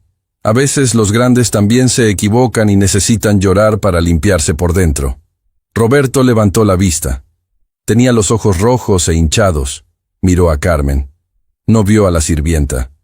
Vio a la madre que su hija necesitaba. «Perdóname», dijo Roberto. No se dirigió a Lucía primero, sino a Carmen. Sabía que para llegar a su hija, primero tenía que validar a su protectora. «Perdóname, Carmen. Te humillé, te acusé, te traté como a una delincuente cuando eras la única leal en esta casa de mentiras». Carmen sostuvo su mirada. Podría haber aprovechado el momento para reprocharle, para decirle, se lo dije, para exigir un aumento. Pero Carmen no funcionaba así. No tiene que pedirme perdón a mí, señor, dijo ella con dignidad. Yo soy adulta. Yo aguanto. Yo sé quién soy y Dios sabe lo que hago. Pero ella... Carmen acarició el cabello de Lucía.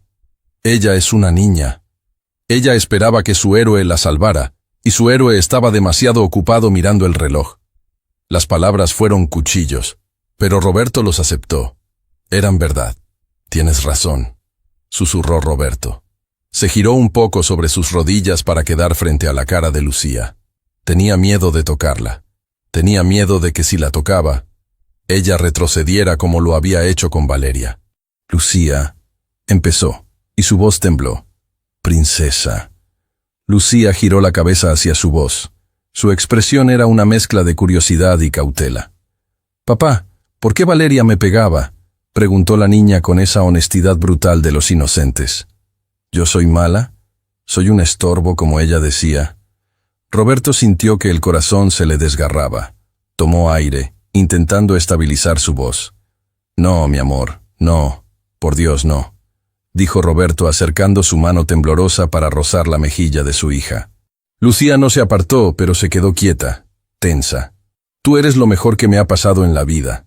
Tú eres perfecta. El malo fui yo. Yo fui el estorbo porque no supe ver lo mala que era ella. Ella te pegaba porque ella está enferma del alma, porque tiene el corazón podrido. No tú, nunca tú. Roberto tomó la manita de Lucía, esa mano pequeña y frágil, y se la llevó a sus labios. La besó con devoción, mojándola con sus lágrimas.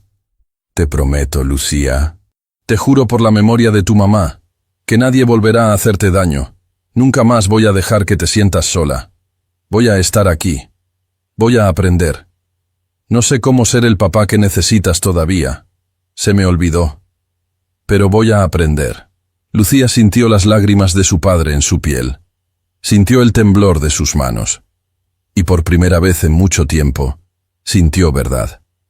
Los niños ciegos desarrollan un radar especial para la mentira. Escuchan los cambios de tono, sienten la tensión muscular.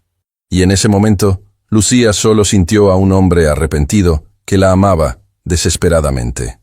Lentamente, la niña sacó su otra mano del agarre de Carmen y tanteó el aire hasta encontrar la cabeza de Roberto. Sus dedos pequeños se enredaron en el cabello de su padre. No llores, papá, dijo Lucía. Carmen dice que cuando uno llora, se le lavan los ojos y puede ver mejor. Roberto soltó una risa ahogada entre el llanto. Miró a Carmen a través de sus lágrimas.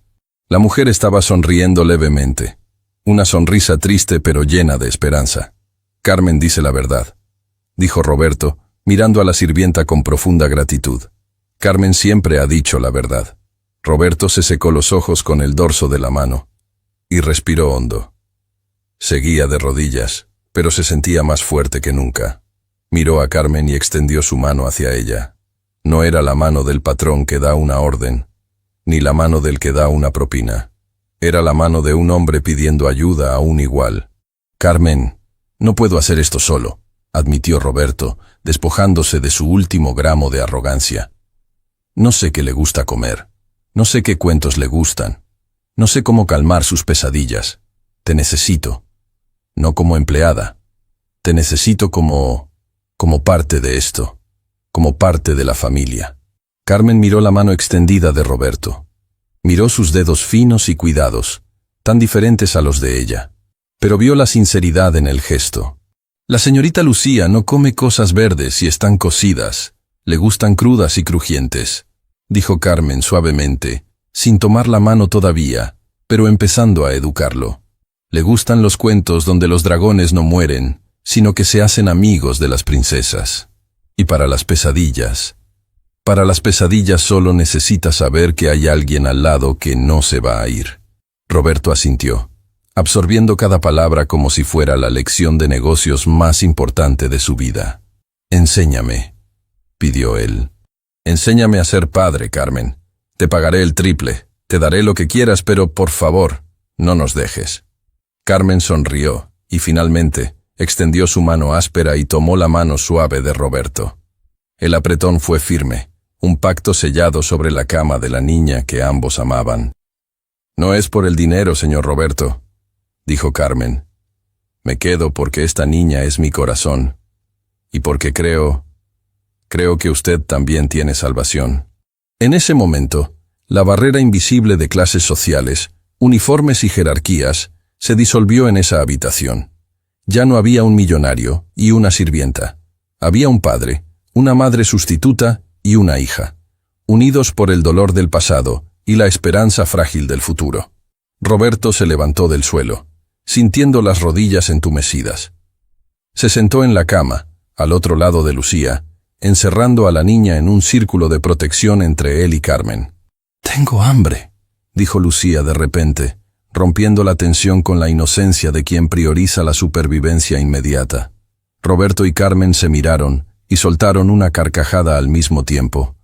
Fue una risa de alivio, una risa que limpió el aire denso de la habitación.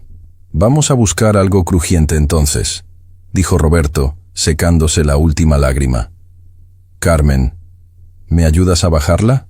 Creo que la cocina es territorio tuyo, pero me gustaría aprender dónde guardamos las galletas».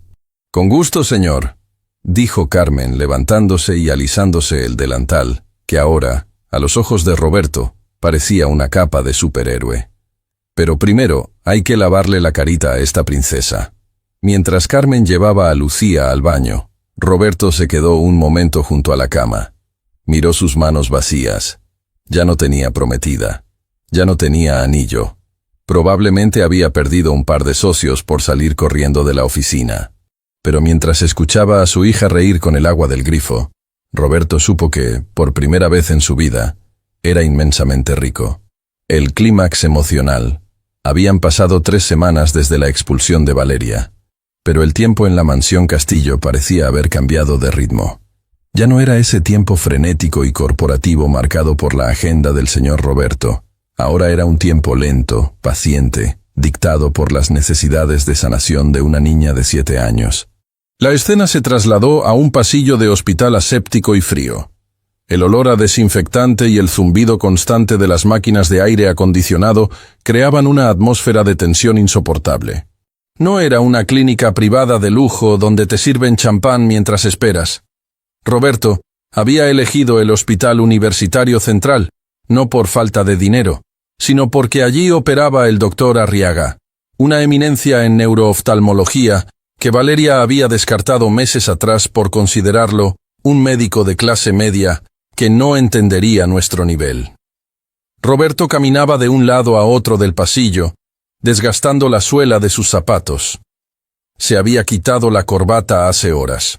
Su camisa estaba arrugada y tenía manchas de café, pero no le importaba. Por primera vez en su vida, su imagen pública era la última de sus preocupaciones. Sentada en una silla de plástico duro, con un rosario de madera barato entre las manos, estaba Carmen. No llevaba su uniforme. Roberto se lo había prohibido terminantemente el día después del incidente. «En esta casa no usas más uniforme», le había dicho.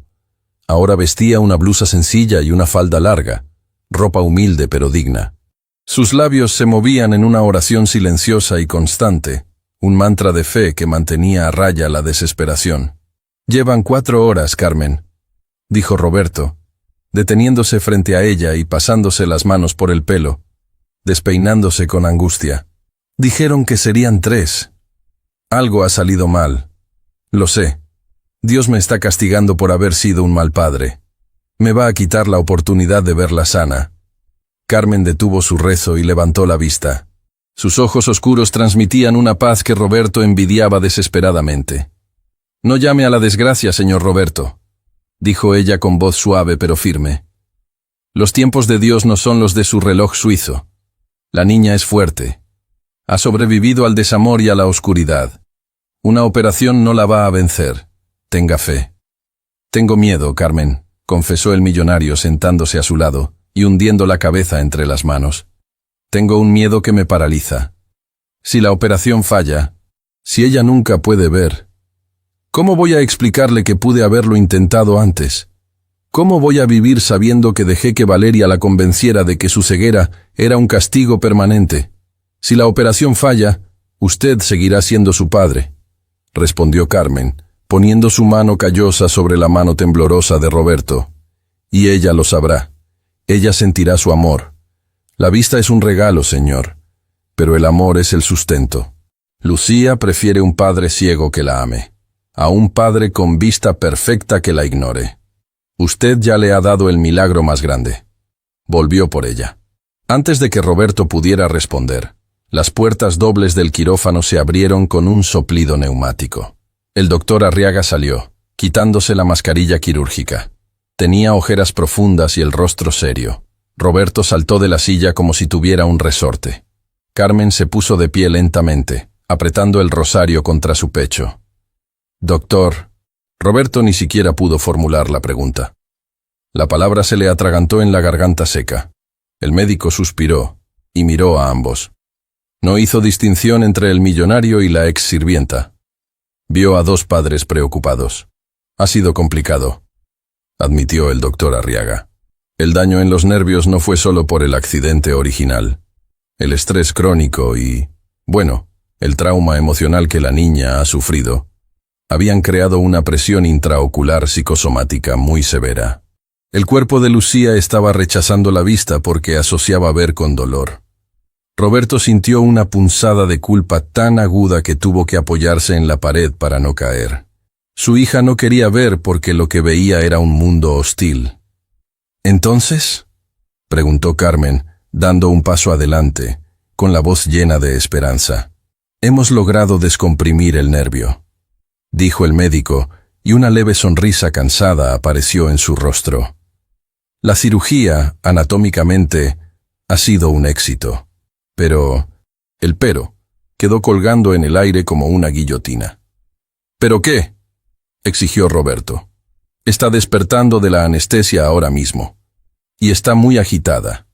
Está gritando. No por dolor físico, sino por pánico. Los sedantes no están funcionando porque su adrenalina está disparada. Necesita calmarse o la presión sanguínea podría hacer estallar los puntos de sutura en sus ojos. Si eso pasa, perderá la vista para siempre en cuestión de minutos». El médico miró fijamente a Roberto. «Necesito que entre alguien que pueda calmarla. Alguien en quien ella confíe ciegamente, nunca mejor dicho. Las enfermeras no pueden tocarla. Ella lanza golpes al aire pensando que la van a lastimar». Roberto miró inmediatamente a Carmen. «Ve tú», dijo él sin dudarlo. «Ella te quiere a ti. Tú eres su refugio. Tú puedes calmarla». Carmen miró hacia las puertas del quirófano y luego miró a Roberto. En sus ojos hubo un destello de sabiduría antigua. Ella sabía que podía hacerlo. Podía entrar, cantar su canción, y Lucía se dormiría en sus brazos. Sería lo fácil. Sería lo seguro. Pero Carmen sabía que si entraba ella, Roberto seguiría siendo el segundo. Si entraba ella, validaría la idea de que el padre es inútil para el consuelo. Para que esta familia sanara de verdad, el padre tenía que ser el héroe. «No», dijo Carmen, negando con la cabeza y dando un paso atrás. «¿Qué?». Roberto la miró con incredulidad y pánico. «Carmen, no es momento para esto. Ella te necesita. Tú sabes calmarla. Yo no sé qué hacer». «Exactamente por eso tiene que ir usted», dijo Carmen con una autoridad que no admitía réplica. «Ella sabe que yo estoy aquí. Ella espera que yo la salve. Pero necesita saber que su papá puede salvarla. Si entro yo, usted siempre será el que paga las cuentas. Si entra usted y logra calmarla, será su padre para siempre». «¿Y si fallo?», susurró Roberto aterrorizado. «¿Y si no se calma y se le saltan los puntos? Seré el culpable de que quede ciega». «No va a fallar», aseguró Carmen, empujándolo suavemente hacia la puerta. «Porque usted la ama. Y el amor no falla. Cántele. Hable con el corazón, no con la cabeza. Vaya, señor Roberto. Vaya a buscar a su hija». Roberto miró a Carmen una última vez. Tomó una bocanada de aire como quien se va a sumergir en aguas profundas y asintió.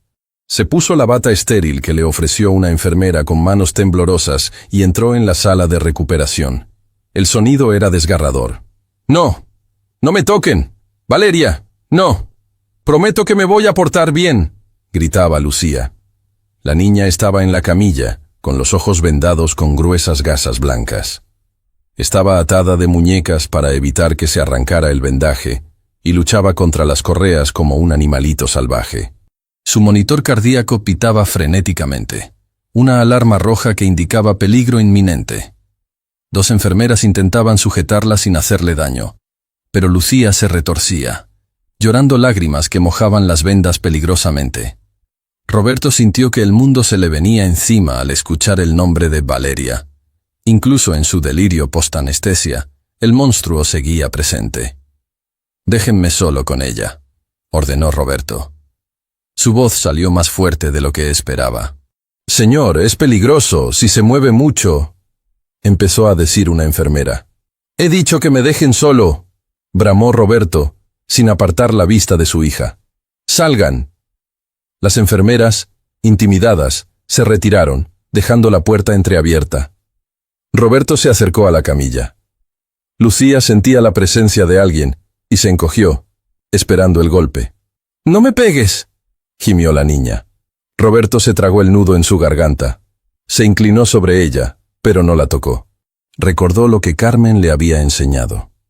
Primero la voz, luego el tacto. «Lucía», empezó a cantar Roberto. Su voz era desafinada, grave, nada parecida a la dulce voz de soprano de Carmen. Cantaba la canción de cuna que había escuchado a través de la puerta durante semanas. «Duérmete, mi niña, pedazo de sol, que los ángeles te cuidan, y aquí estoy yo». Lucía se quedó paralizada. Dejó de luchar contra las correas. Giró la cabeza hacia el sonido. «¿Papá?», preguntó jadeando. «Sí, mi vida». «Soy papá». Roberto siguió hablando, bajando el tono hasta convertirlo en un susurro hipnótico. «No está Valeria. Valeria se fue. Los monstruos se fueron. Estás en el hospital. El doctor te arregló los ojitos. Me duele. Tengo miedo. Está todo oscuro». Sollozó Lucía, pero su ritmo cardíaco empezó a bajar. «Lo sé, mi amor. Lo sé. Pero no estás sola en la oscuridad. Estoy aquí». Roberto posó su mano grande y cálida sobre la frente de la niña. Esta vez, Lucía no se encogió. Al contrario, empujó su cabeza hacia la mano de su padre, buscando el contacto. «Papá está aquí, y no me voy a ir a ninguna reunión. No voy a contestar el teléfono. Me voy a quedar aquí parado hasta que tú me digas».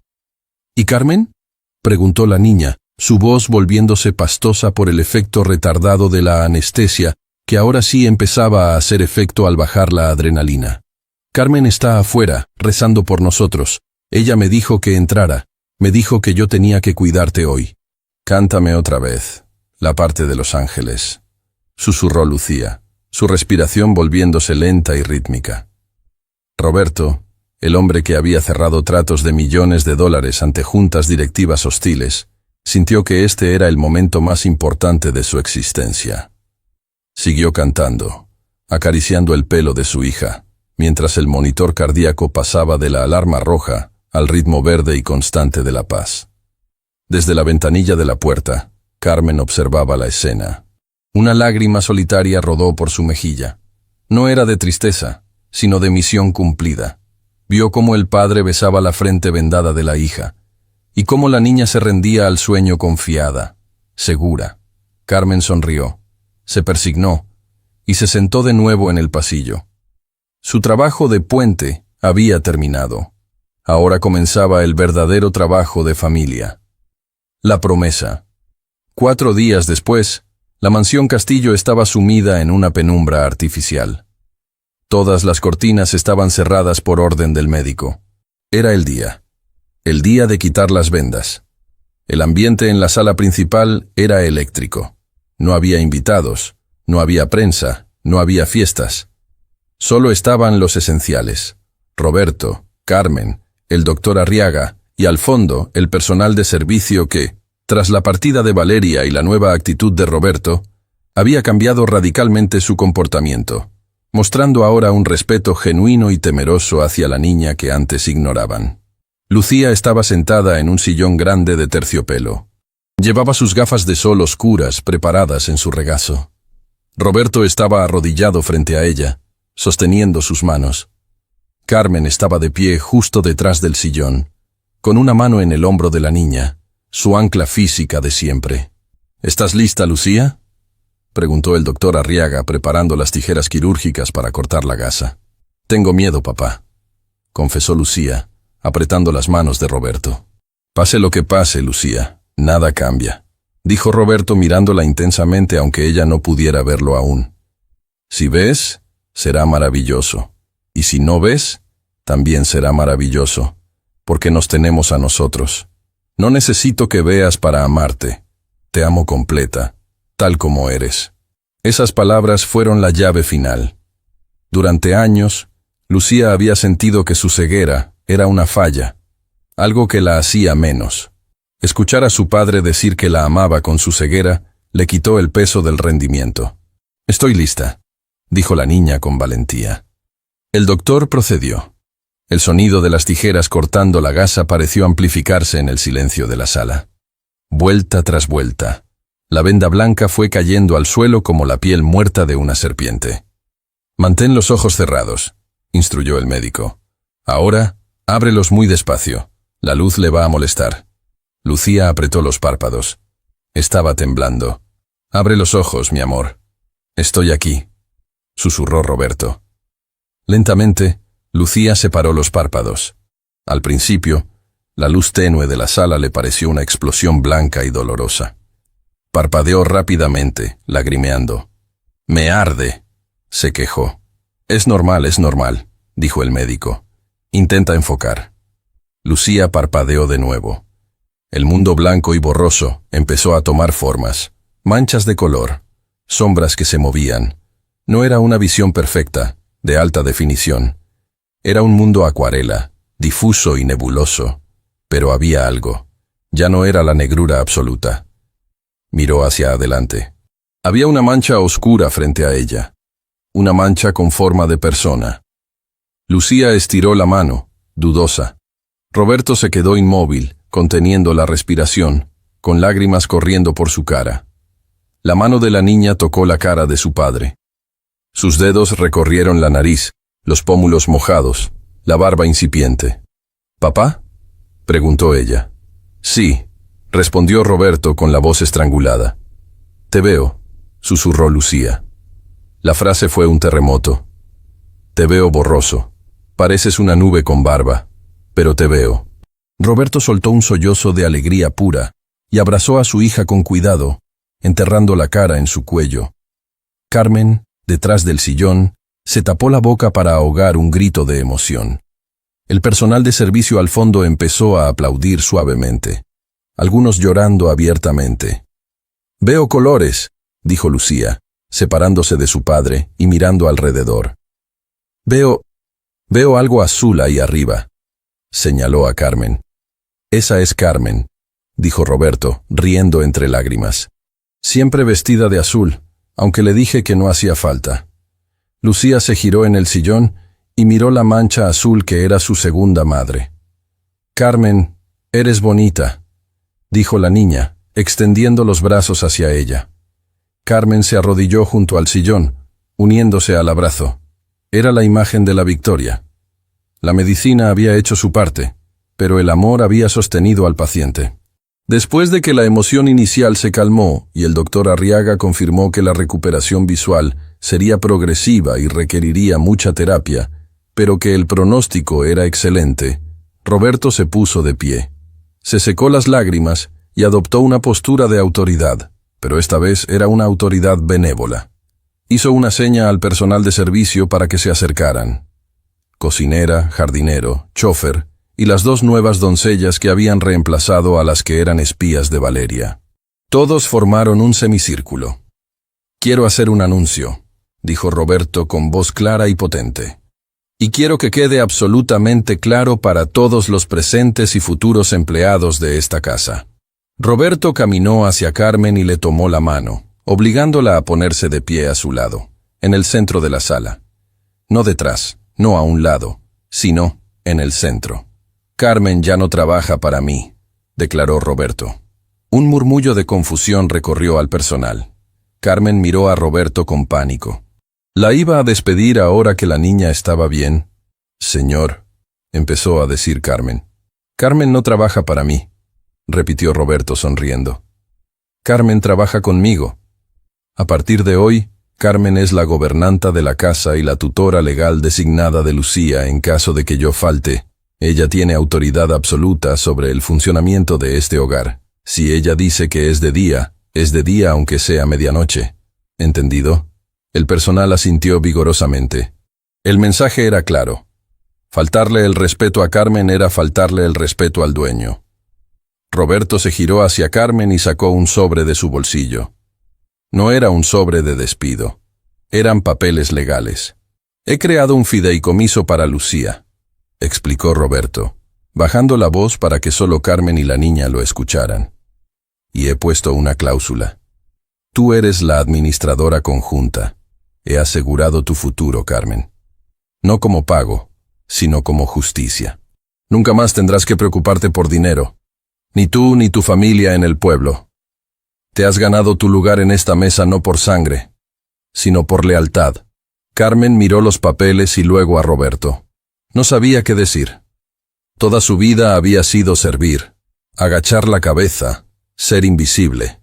Y ahora, este hombre le estaba dando un lugar de honor. Yo solo quiero cuidar a la niña, señor, dijo ella humildemente.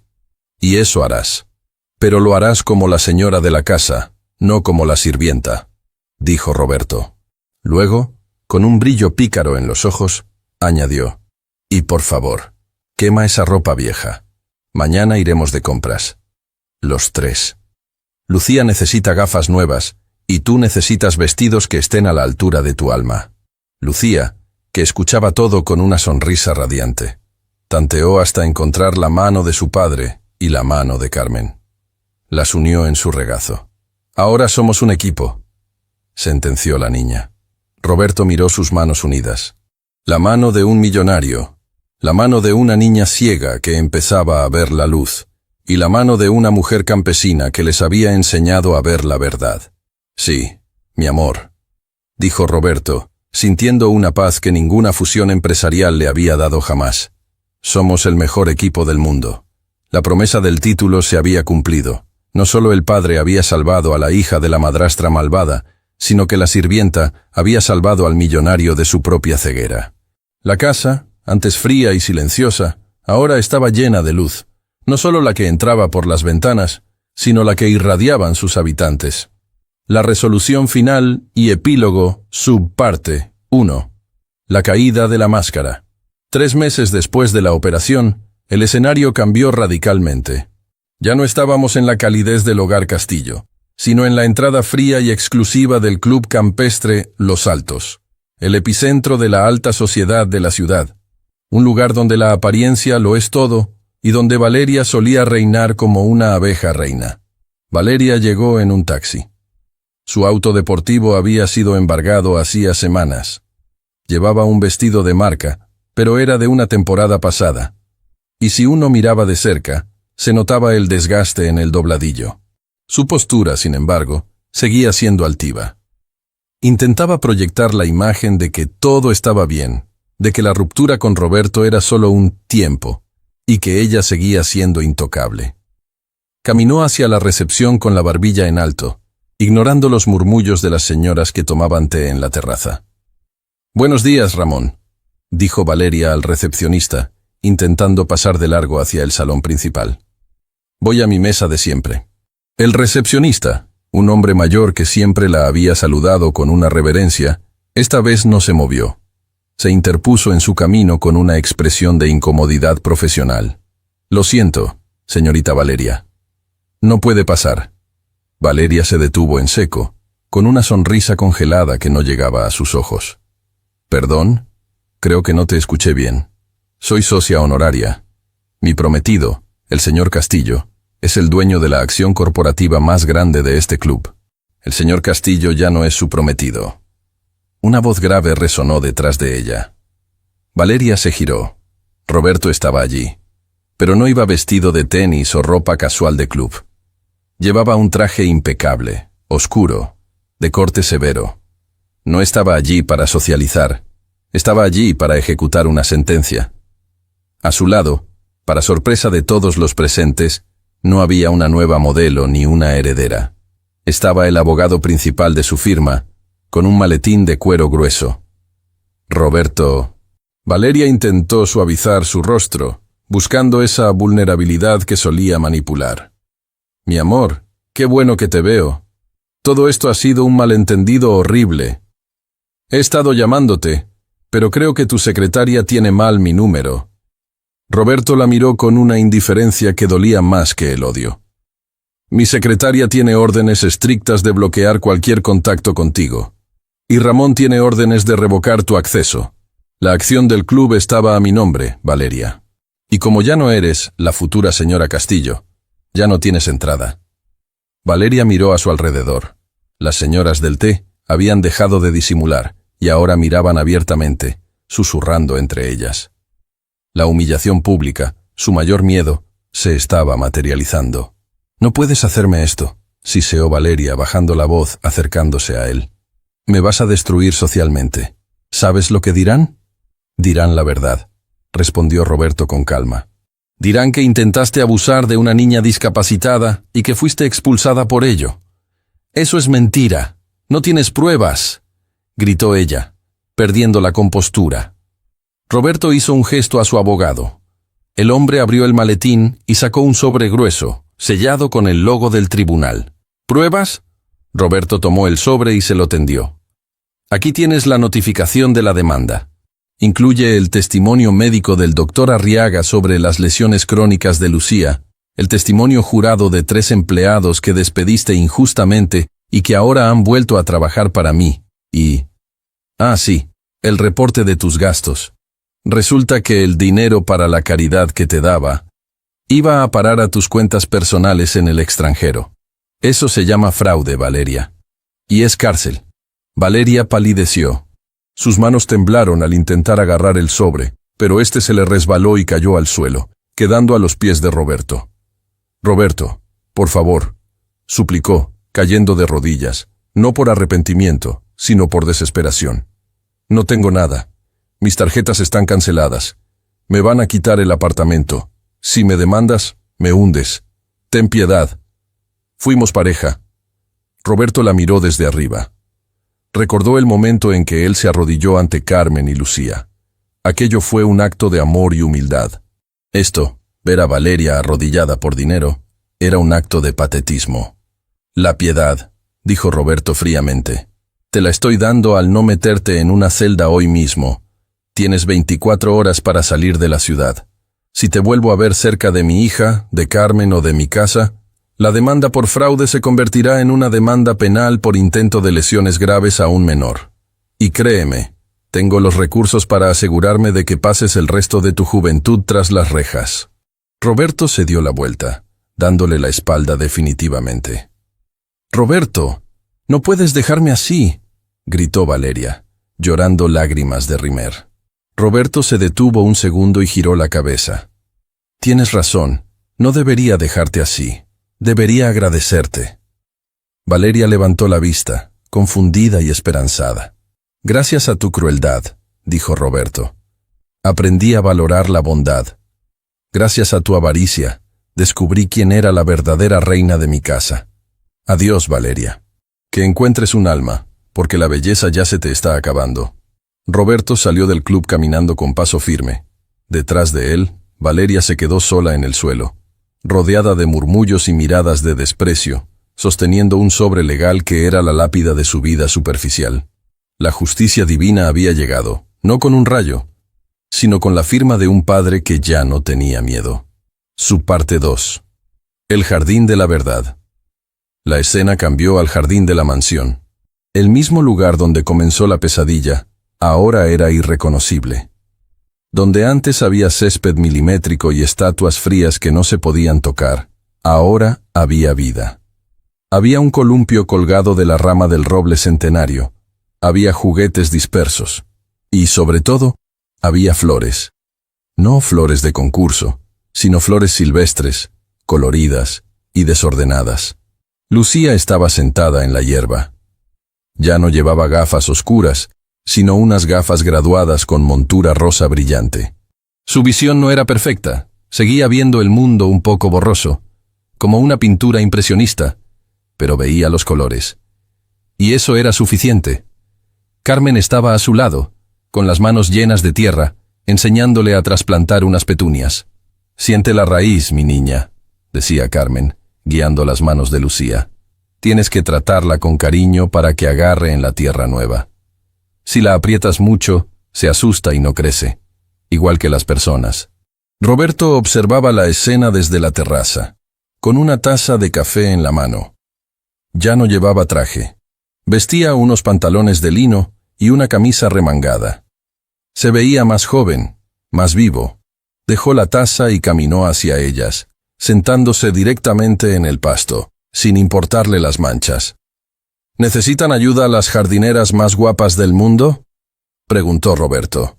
Lucía levantó la cabeza y sonrió. Sus ojos, antes perdidos, ahora buscaban y encontraban el rostro de su padre. «Papá, Carmen dice que estas flores se llaman alegrías», dijo Lucía entusiasmada. «Dice que si las cuidamos bien, nunca se ponen tristes». «Carmen sabe mucho de alegrías», respondió Roberto, mirando a la mujer que había salvado su familia. «Ella trajo la alegría a esta casa cuando solo había silencio». Carmen se sonrojó y se limpió las manos en un trapo. «Solo hago lo que hay que hacer, señor», dijo ella con su humildad característica. Roberto se puso serio por un momento. Tomó una de las manos sucias de Carmen y una de las manos de Lucía. «Tengo algo para ustedes», dijo Roberto. Sacó 2 cajas pequeñas de su bolsillo. No eran cajas de joyería cara. Eran cajas de madera tallada a mano. «Para Lucía», dijo, entregándole la primera. La niña la abrió con torpeza. Dentro había un collar con un dije en forma de ojo abierto, hecho de plata sencilla. «Es un recordatorio», explicó Roberto, «para que nunca olvides que, aunque a veces veas borroso, tu corazón siempre ve claro. Y para que sepas que papá siempre estará vigilando que nada malo te pase». Lucía se colgó el collar inmediatamente, radiante. «Ahora tú, Carmen», dijo Roberto, extendiéndole la segunda caja. Carmen dudó. «Señor, no es necesario. Ya me dio el fideicomiso, el puesto, la ropa». «Ábrelo», insistió él. Carmen abrió la caja. Dentro no había una joya. Había una llave antigua, de hierro forjado. «¿Qué es esto?», preguntó ella confundida. «Es la llave original de esta casa», dijo Roberto. «La encontré en el despacho de mi abuelo. Durante años, yo tuve la copia. Valeria tenía la copia. Los guardias tenían copias. Pero esta es la llave maestra, la que abre todas las puertas, desde la entrada hasta el ático». Roberto cerró la mano de Carmen sobre la llave. «Quiero que la tengas tú, porque una casa no es un hogar por los ladrillos. Es un hogar por quien guarda el calor adentro. Tú eres la dueña moral de este hogar, Carmen. Sin ti, esto es solo un museo vacío. Contigo, es una familia». Carmen, la mujer que había soportado humillaciones, que había sido acusada de ladrona, miró la llave en su mano. Lloró. Pero esta vez no eran lágrimas de dolor ni de impotencia. Eran lágrimas de pertenencia. «Prometo cuidarlos», dijo ella con la voz quebrada. «Prometo que esta llave nunca abrirá la puerta al mal».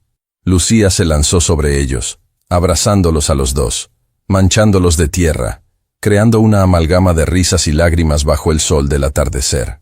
Subparte 3. Epílogo. 1 año después. La pantalla se funde a negro y aparece un texto. 1 año después. La imagen se abre en un salón de fiestas lleno de globos y niños corriendo. Es el cumpleaños número 8 de Lucía. Pero no es una fiesta estirada de sociedad. Es una fiesta real. Hay piñatas, hay pastel de chocolate casero, hecho por Carmen, por supuesto, y hay música alegre. Vemos a Lucía corriendo. Sí, corriendo. Lleva sus gafas rosas, pero se mueve con seguridad. Esquiva a un niño, atrapa un globo. Se cae, pero en lugar de quedarse en el suelo aterrorizada esperando ayuda, Se levanta sola, se sacude las rodillas y sigue riendo. Es una niña libre. En una mesa lateral, Roberto está sirviendo refrescos a los padres de los amigos de Lucía. Se le ve relajado, bromeando. Un hombre se le acerca. Es un antiguo socio de negocios. «Roberto, te veo cambiado», dice el socio. «Te has alejado mucho del círculo empresarial. Dicen que rechazaste la fusión con los japoneses para irte de vacaciones a Disney con tu hija y la gobernanta. ¿No te da miedo perder estatus?» Roberto sonríe. Mira hacia donde está Lucía soplando las velas del pastel, con Carmen a su lado sosteniendo la bandeja y cantando más fuerte que nadie. «¿Estatus?», pregunta Roberto, como si la palabra fuera un idioma extranjero. «Amigo mío, mira eso». Señala a su hija, que acaba de embarrarle merengue en la nariz a Carmen, provocando la risa carcajeante de la mujer. «Antes tenía millones en el banco y llegaba a una casa vacía donde mi hija me tenía miedo. Ahora tengo menos ceros en la cuenta, pero cuando llego a casa, hay ruido, hay desorden y hay amor. No perdí estatus, gané vida». Roberto deja al socio y camina hacia el centro de la fiesta. Lucía lo ve y corre hacia él. «Papá, Carmen dice que si rompo la piñata me gano el premio mayor». Roberto la levanta en brazos y la hace girar. «Tú ya tienes el premio mayor, princesa, y yo también». Carmen se acerca a ellos, con el rostro iluminado por la felicidad. Roberto la mira. No hay romance forzado, no es necesario. Hay algo más profundo. Hay un respeto absoluto, una camaradería sagrada. Son copadres, son compañeros de batalla. «¿Lista para la foto?», pregunta Roberto. Carmen asiente y se coloca a su lado. El fotógrafo de la fiesta grita: «¡Digan familia! ¡Familia!», gritan los tres al unísono. El flash de la cámara dispara, congelando el momento. La imagen se transforma en una fotografía en blanco y negro sobre la repisa de la chimenea. La cámara se aleja lentamente de la foto. Vemos la sala en silencio, pero es un silencio cálido. Hay juguetes en el suelo. Hay un suéter de Roberto en el sofá junto a un chal de Carmen. La casa respira. Voz en off de Roberto, pensamiento final. «Creí que ser ciego era no ver la luz, pero estaba equivocado. Ser ciego es ver a las personas y no reconocer su valor. Mi hija recuperó la vista, pero fui yo quien realmente aprendió a ver. Y lo que veo ahora es perfecto».